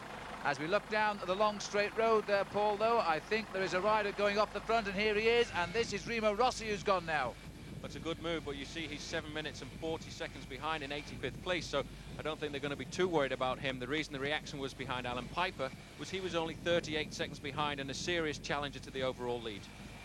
And they all know that Alan Piper is grabbing a lot of publicity on the race this year, and I think he's a marked man. But at the back of the field, this is Phil Anderson, last year's winner. He wears the white jersey as the best rider in the Pop-Tart Sprint competition this year. And a new bike for him, so there's a problem for the team mechanic tonight. He's back on his way, but he's rejoining the main field. We've now gone up the road here, and this is Remo Rossi, and here's the latest time news. 49 seconds is the gap, and that is a good beginning. I think with the problems at the back with Phil Anderson there, the Motorola team will cut their effort a little bit, so he could stand a chance of building up a good lead. Well, the field is regrouped behind. Well, they have now, because this is Phil Anderson, and helping him back there is Andy Bishop. So the field is all together, just the one Italian out in front. The big question is, will they catch him before we get to Coventry?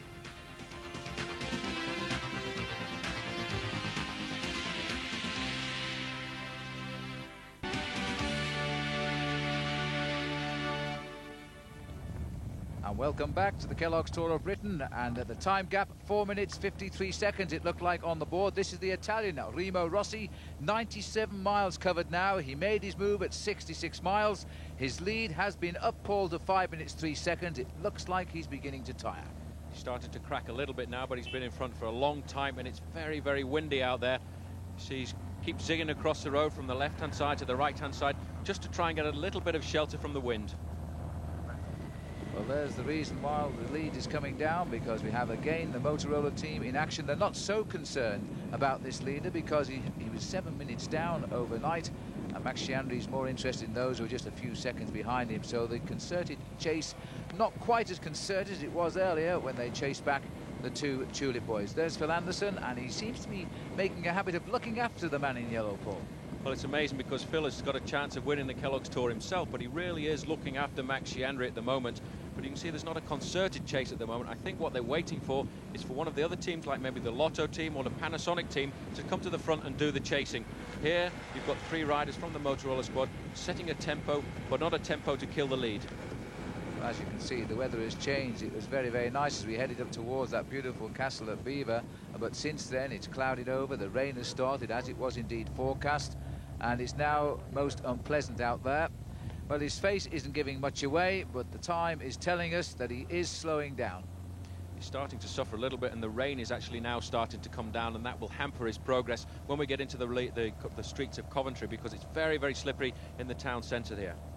Well, when we do get down to Coventry, the riders face 3 circuits of the city. And here now the Panasonic team, well, they have the big sprinter Olaf Ludwig on their squad, and he could be looking for the stage win today to move him up overall, because this is a battle for seconds at the moment, and there is a time bonus of 10 seconds to the rider who can win at the stage. So that's the reason, I think, why the Panasonics are chasing down. Quite sure that's the reason they've come to the front, and maybe we might see the Lotto team of Johan Museo and Henrik Redant coming to the fore a little bit later on. You can see this is Jack Hanegraaff on the front from the Panasonic team. He's setting the pace.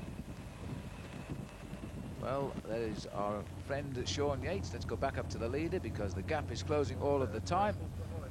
And let's have a look now what's going to come our way. And it says, oh dear me, it is coming down quickly now. 2 minutes 20 seconds. And look at the roads here, because Coventry area has had rain heavier, and he's going round the roundabout very delicately indeed. He really is not taking any risks at all, and there's about 25 kilometres to go. That's about not far off 18 miles, and he really is taking it careful round these corners. I think his lead's going to come down quite rapidly now, but he might just be able to hold on, because with 20 kilometres and 2 minutes lead, that's not too bad. Now the bunch has started to chase. John Clay has opened up the attacks. Martin Early is here too. Adrie van der Poel in the green jersey with the sunglasses on. That was a mistake today, Paul.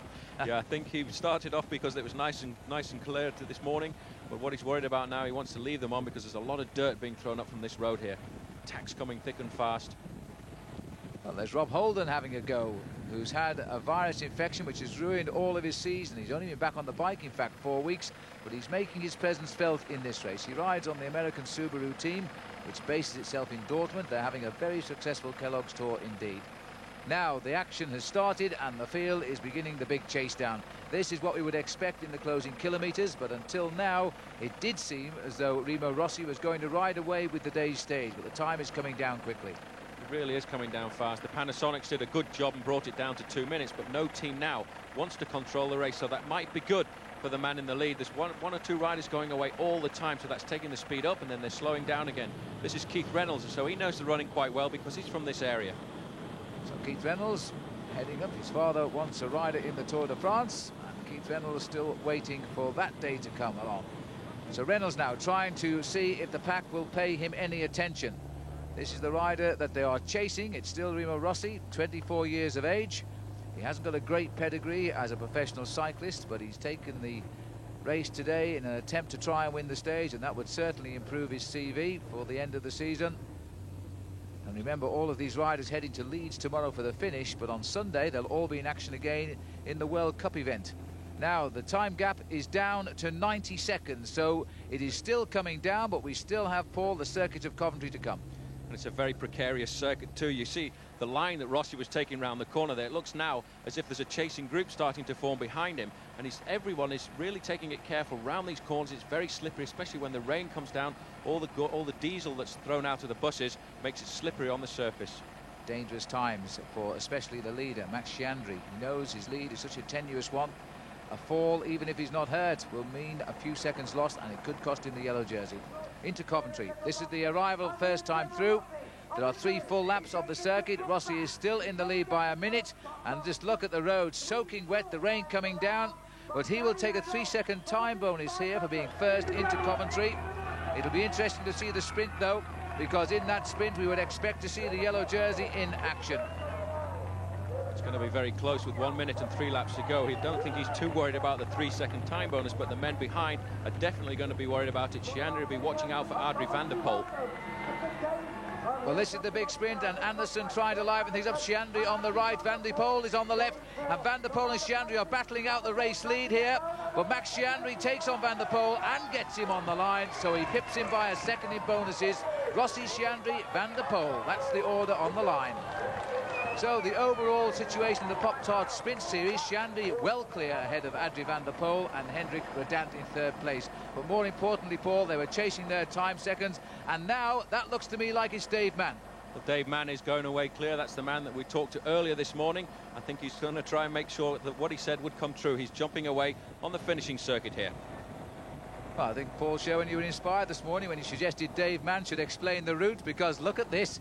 He's trying to win the stage for us now. He's joined the lead. This is Martin Early, who's come up, the rider who crashed very heavily yesterday and banged his head on the rocks at Rosedale Chimney.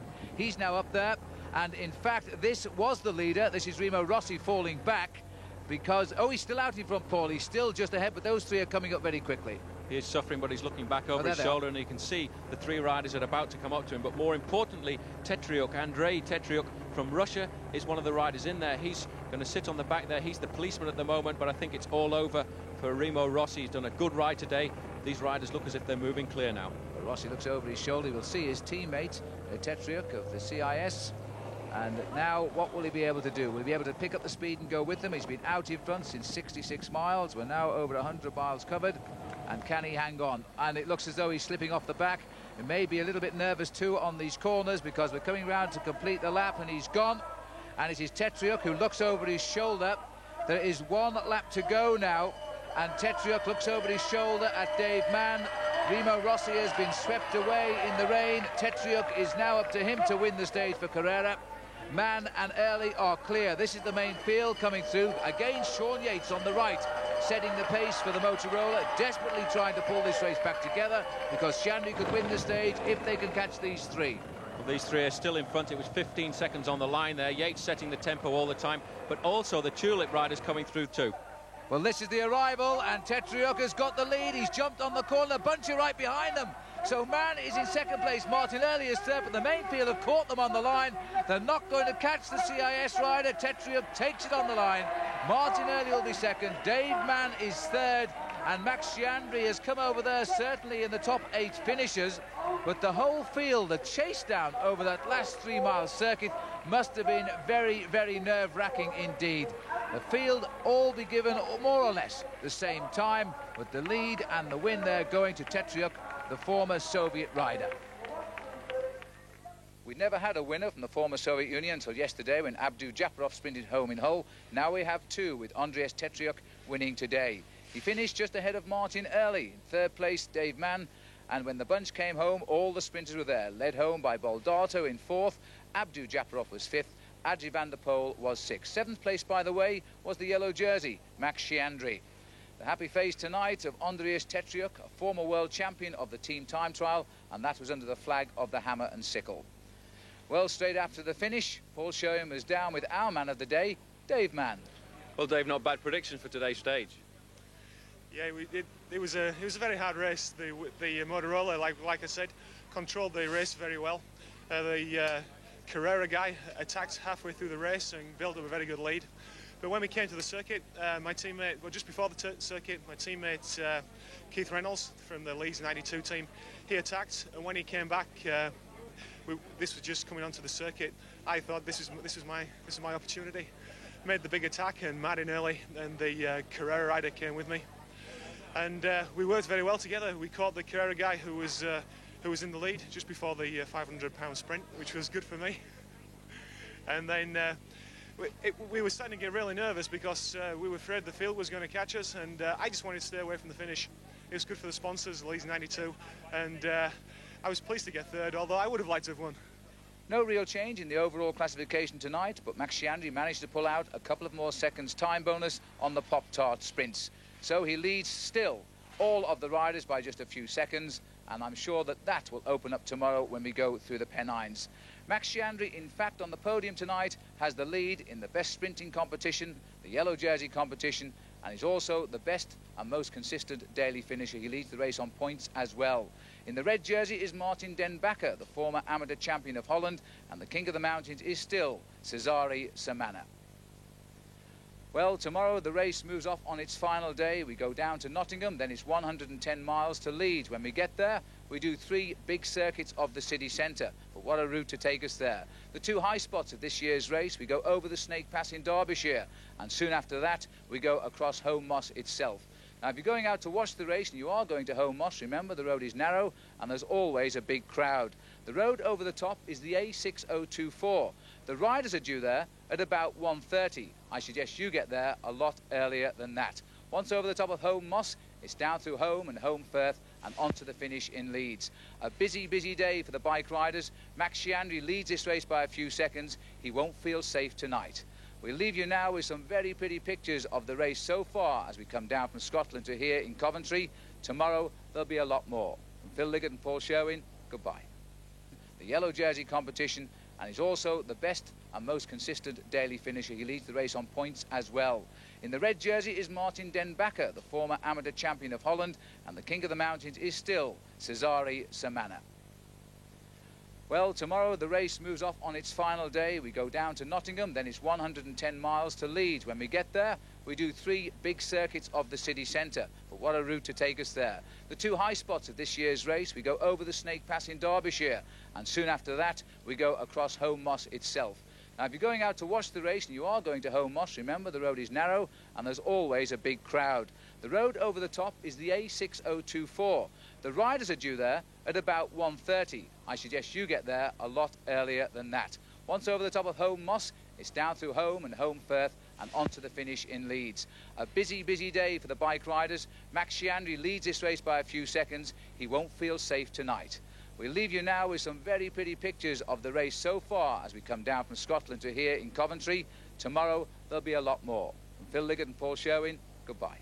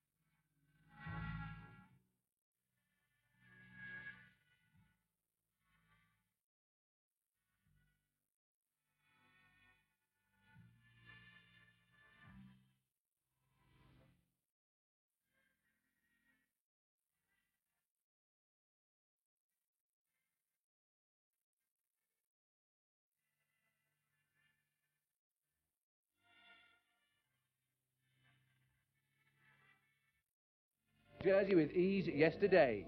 His nearest challenger is now the Dutchman Adrie van der Poel, who battled out the time bonus sprints on stage 4, first at Grantham and then in Coventry. Today it's the Pennines, and will Sciandri survive the mighty chain to become the first Italian winner of the race?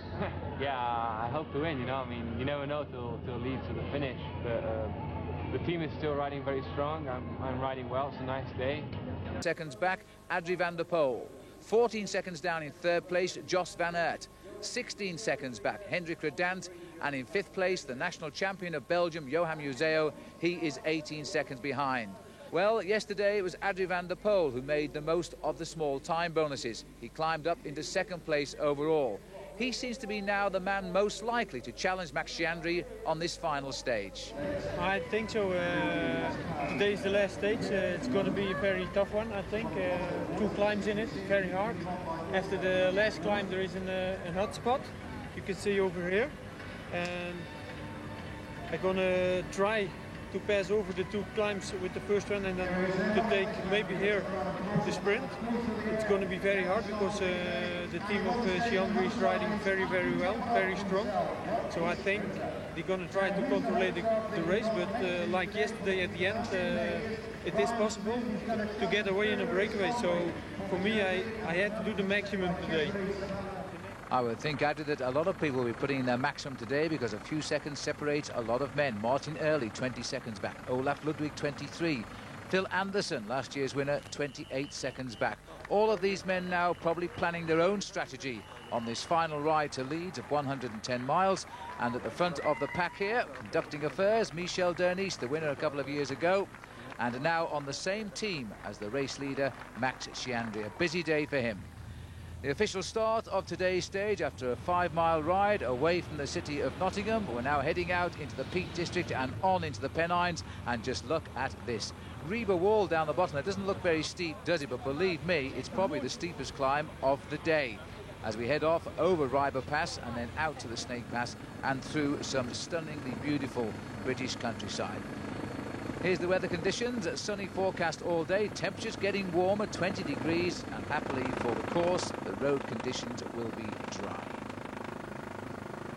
The first big challenge of the day as we leave Matlock, the climb of Rieber Wall. And look at this, Paul, men in trouble at the back. And the man there, number 101, that's Mark Walterman. He knows this climb intimately. He uses it in training, but his experience wasn't enough. And I think a lot of riders have been surprised. They know the kind of gears that you need for Hohe Moss, but they didn't expect this.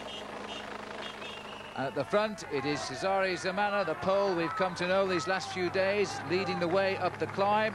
And he is climbing this hill so strongly. He leads in the King of the Mountains competition by 4 points, Paul. By the top of this first category climb, it'll be more than that. Definitely, he's an excellent rider. He's climbing extremely well.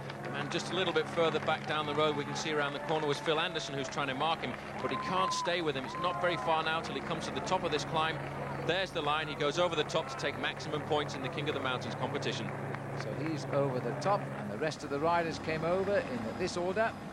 Phil Anderson taking 2nd place. Thierry Claverola, the King of the Mountains in the Tour de France, he was 3rd, and Chris Walker was 4th. Well, we've now come down Rieber Wall, heading into Matlock, and Phil Anderson has kept the momentum going over the top of the climb, taking a small Pop-Tart sprint there. He gets the 5 points. Zamana is still here, and so too Claverola. This breakaway forming at the top of the wall. As we go past Chatsworth House, it looks as if the break is actually going to get caught. Phil Anderson jumped into that group not to try and move away, but to cover Max Chiandri and protect him. And I think when we go back down to the race, we'll see that it'll all be back together. And there we are, Phil Anderson. Quick word to Frankie Andreu here on the front. OK, boys, I was just doing the work. So the field has regrouped. We're now heading up towards the top of the Snake Pass. We're actually going up the easier side, the riders will be pleased to hear. It's good road surface, and as we come up towards the last 200 metres of the climb, it is again Zamana who's coming out of the main part of the field here, so he can sprint as well, this man, when it goes uphill. Cesare Zamana taking again maximum points. This is enough now to confirm him as King of the Mountains of this year's Tour. He looks over his shoulder, just make sure nobody's approaching him, but as he crosses the line, nobody does. And so he is over the top, and again chased over the top there by Phil Anderson, 10 points for him, and Thierry Claverola. Sean Yates riding well today, a 4th place there on the Snake Pass for him. The field have regrouped as they start the climb of Hohe Moss. They're coming around the corner now, heading on the A6024. And they will see the long, long climb that awaits them now. They've completely regrouped. There it is, right up to the top as far as the eye can see. And we know, because the escorting police have told us, there is a massive crowd awaiting to welcome the Tour riders on the climb. The yellow jersey of Chiandri must be gaining confidence now, Paul. Definitely, but notice that all the time Phil Anderson is staying near him. The man at the front in the white jersey with the red and blue bands is Sean Yates, the British champion. He's done an excellent job over the last few days, and Yates really doing a good job setting the tempo. On his right-hand shoulder there is Thierry Clavereau, the little climber. And Winterberg's going on the right, and this is well timed. Anderson spotted him make that move, immediately went on the left. Phil Anderson has joined Guido Winterberg here. They're only partway up the climb as well. They've just accelerated ahead. No reaction yet from Chiandri. And this is Martin Early having a go now. Martin Early going clear. Well, the man I watched the other day fall on his head, and then he recovered to come second in Coventry. Martin really riding well. It could be a man to surprise today. He's trying to get across there, but Anderson really riding excellent over the last couple of days. Every time there's been a move, he's jumped into it to try and protect Chiandri's place. But Sean Yates still at the front of the pack, setting a good tempo. Yates is magnificent. He really is the strong man on the team. He's the workhorse. He never wins much because that's not his job. His job is to keep this race in contact, and that's exactly what he's doing. He's just hovering a little bit behind Martin Early here. Early coming up towards the two leaders. And every attack is a danger to the overall lead of Max Chiandri, because the whole field, apart from a handful at the back, are separated by only a few seconds. All of these riders having participated with distinction in the Tour de France over the years, and now they're spearheading the race as we go up towards the top of Home Moss. It's just a little bit beneath 2,000 feet when we climb to the top of this. Thank heavens the sun is shining. There's the yellow jersey. He sat in the pack there, and he's still being paced up by Sean Yates. The way he sits there, Paul, he just thrashes out the rhythm, doesn't he? He really is a powerful rider. He sits far back over the saddle and just forces down with those gears, and at the moment he's the lightest he's been for a long time. But there are some very good climbers moving to the front at the moment. I saw Thierry Clavereau in 3rd or 4th position, and Atle Kvalsvold, the Z rider, there too. So maybe as we get nearer to the summit, one or two of these climbers are going to start to attack. Well, you know, this really is the final chance for the climbers. They've got to get clear of the field before the top, I think, and then go for gold in the finishing leads, because once we're off the top of this climb, there are no more real hills to speak of in this year's Kellogg's Tour. Winterberg still tapping out the pace at the front, but they're hanging on nicely behind him. That's his position overall, but he's almost 4 minutes down. He's not a real danger. Phil Anderson, though, is riding behind him in his slipstream and not assisting with the pace. And just behind both of them is Martin Early. There's Anderson, last year's winner, by a single second, and that's how close the race was a year ago. Well, the gap not really maturing at all here, not expanding. Yates still at the front, setting the tempo, setting a nice, comfortable tempo, not letting this group get too far away. Chiandri comfortably there in 3rd or 4th position. You see all the climbers are starting to come forward now. You just get a glimpse of Chiandri's yellow jersey every now and again, nice and comfortable. Here comes, it looks like Robert Miller starting to come to the front now. So the field has closed right down, the race coming together. And no sign of Chiandri, but he's there just behind Sean Yates. You can see him now from our helicopter. And so they've come together. I'm surprised they haven't split up a little bit more on this climb, but we're on what the riders call the easy side of Home Moss, where the roads are very wide and very good. And Anderson has now got himself back in control. That's Kvalsvold who's come alongside. On the left of our picture is Claverola. The two Z boys, who might well feature in the Wincanton Classic on Sunday, which of course goes over a similar course as today, in parts at least. Chiandri now must be gaining in confidence. He's found Sean Yates' back wheel, but Miller's gone. Now Robert Miller has decided to accelerate up to the leaders. Now I can only assume that if Robert's going to get up there, he's going to have a go, Paul, because this is his last chance. Well, he moved up to the front and now he's accelerating away. Anderson doesn't react at the moment. He probably expects that Miller will just go for the King of the Mountains competition. Miller moving away quite clearly here. No reaction from the main field at the moment. Still Phil Anderson setting the tempo at the front. The slightly built Scot now. He's spotted the crowd at the summit. He's racing right towards them. He will hope he will disappear amongst the colourful jerseys of many of the enthusiasts here on the top, and he'll quickly disappear if he does. Look at this wonderful crowd. There is Miller. You saw the gap. It looked to be about 10 or 15 seconds, but Miller is such a good climber. King of the Mountain, still the only British rider ever to have won that title in the Tour de France. That was back in 1984 when he finished 4th in the Tour de France. The green flag, 200 metres to go from the top, and he's away. He's got a good lead there. I could just see in the crowd Thierry Claverola trying to pick away after him. If the two riders can get together, then it's quite a good chance. Miller getting down over the top of this climb. There's the line. Miller goes over the top to take maximum points in the King of the Mountains. Now, will he keep going, Paul? Because he's got a lead. There's one rider gone over just ahead of the field there, but that certainly isn't Miller. That is Claverola, who's gone just off the head of the field. and it looked to me like it was Zamana who came over in third place. Let's have a look at the result. Miller it was, Clavarola and Zamana in third place. Sean Yates is fourth. So that makes Zamana the overall winner of the King of the Mountains title.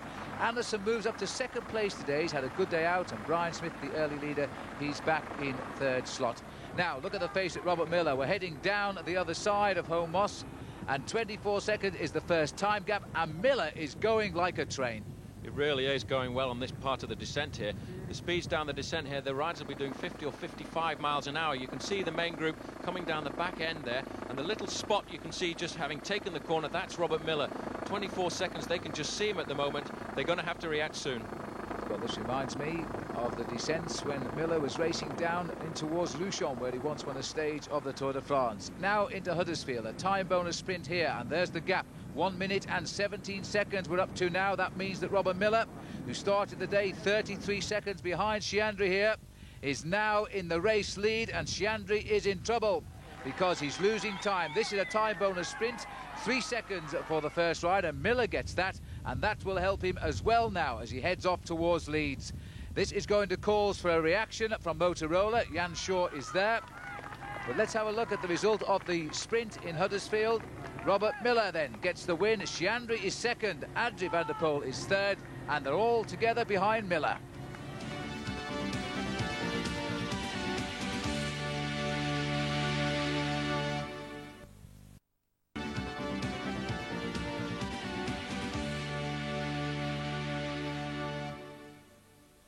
And welcome back to the final day of the Kellogg's Tour of Britain. 1 minute 49 seconds. Robert Miller now is the race leader on the road of the Kellogg's race.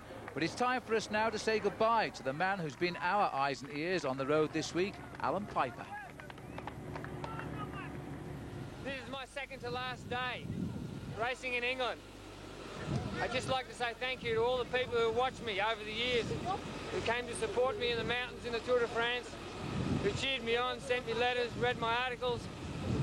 You people have really helped make a career for me. So thanks very much. It's been great.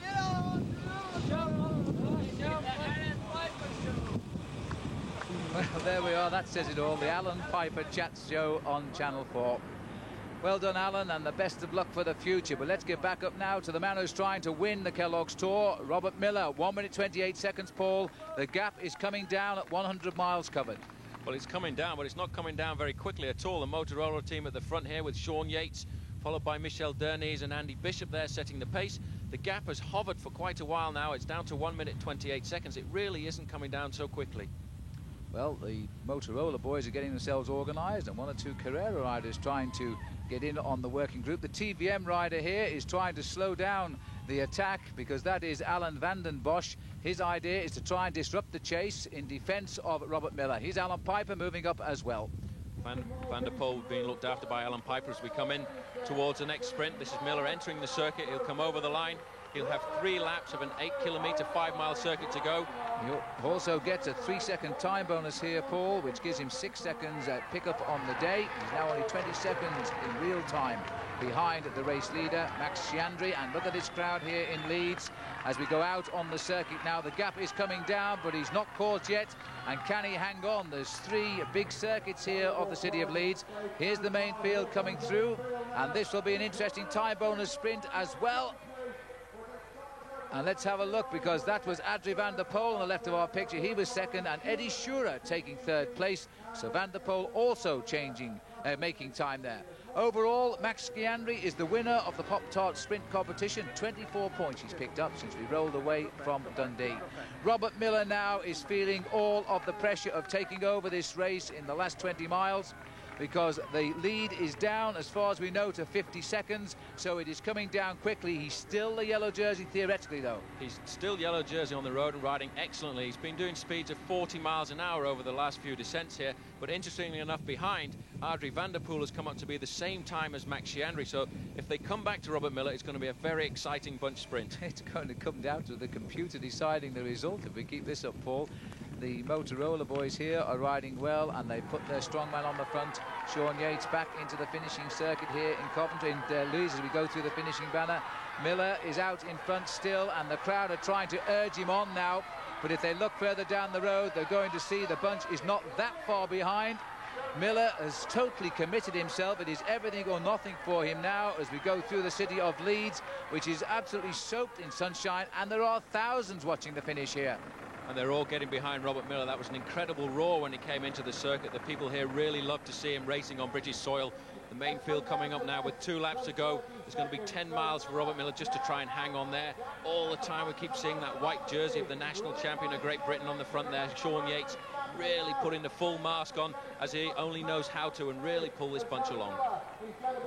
Well, he's a superb cyclist, Sean Yates. He's had big wins of his own, including the Tour of Belgium in the past, and a great stage win in the Tour de France. So he has a pedigree as well as being the man that the Motorola boys count on when it comes to the big chase down. Miller is the man he's chasing, and if we put them together, I'm not so sure you'd see Robert Miller. He weighs about 9 stone, 1 pound, and the big Sean Yates is now cutting down on him. Let's have a look as we pull back from the lone figure of Robert Miller. And there they are. Well, I make that gap about 15, 16 seconds. It's not very much, and now they'll begin to see Robert Miller. They'll know that the work they've done has been really well done. They'll know that Robert Miller will be about to crack. He's been in front for such a long time now. He's been away since the top of Home Moss, but now the attacks are coming thick and fast on the circuit. May well be one of the Helvetia riders going again.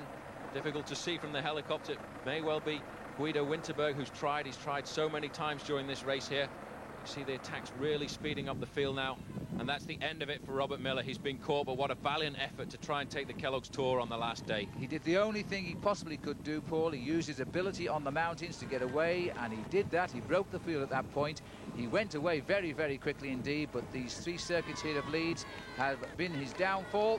Shandy can breathe again, but of course the finish is still to come, and it's still literally a few seconds between the top 4 riders in the overall. It will go down to the bonus times on the line possibly, and the yellow jersey is well aware of that. So too are the rest of his team here as they try to get up to the front now to sort out the big sprint, and Yates again is being the strong man. Yeah, he's really taking a look at that face on him. This is what the riders in the Tour de France call the full mask of Sean Yates. He's really dishing out the pain at the moment, and they're having a difficult job trying to stay on his wheel. Well, the speed of the main field here is tremendous as they come down, and they're running back now on towards the hedgerow. Finishing banner is right in the distance there, and the attacks are still being launched very thick and fast. That's Adriano Taffi who's gone clear. A stage winner indeed in this race a couple of years ago, and he's trying now to clip away before the finish. It's a good move. He may well surprise them. They've got 1 lap to go. You can just hear the bell ringing in the back there. Sean Yates still at the front. Main field going through here. He didn't have much of a lead as he goes into the first corner, but I'm sure now we'll start to see the Carrera boys and the Lotto boys coming to the front. Well, look at this now. They've come all together. It's all down to the big sprint. The bonuses are crucial. 10 seconds for the win. Redant is going. That was his teammate, Patrick Denut, who's tried to block off the field to get Redant clear. 10 seconds for the win, and a 6-second gap on the field will give Redant the final victory here. He knows it, and look at that gap as the field will have to chase him down. The Motorola boys go. The green jersey Johan Museo is off on the right as well. All of the riders now launching for the line, and this is a big chase down. They've closed down on Redant, but the rider who won at Dundee is going to win here in Leeds as well. He looks over his shoulder. Ludwig is in 2nd place. He gets the stage, but I don't think the win. So a last-minute attempt by Hendrik Redant to steal the final yellow jersey. It failed, but he won the stage, out-sprinting in the end Olaf Ludwig. Adrie van der Poel was in 3rd place. Johan Museu was 4th, and Max Schiandri finished in 5th place. Hendrik Redant on the podium tonight, just like he was at Dundee, collecting his 2nd piece of exclusive Waterford Crystal.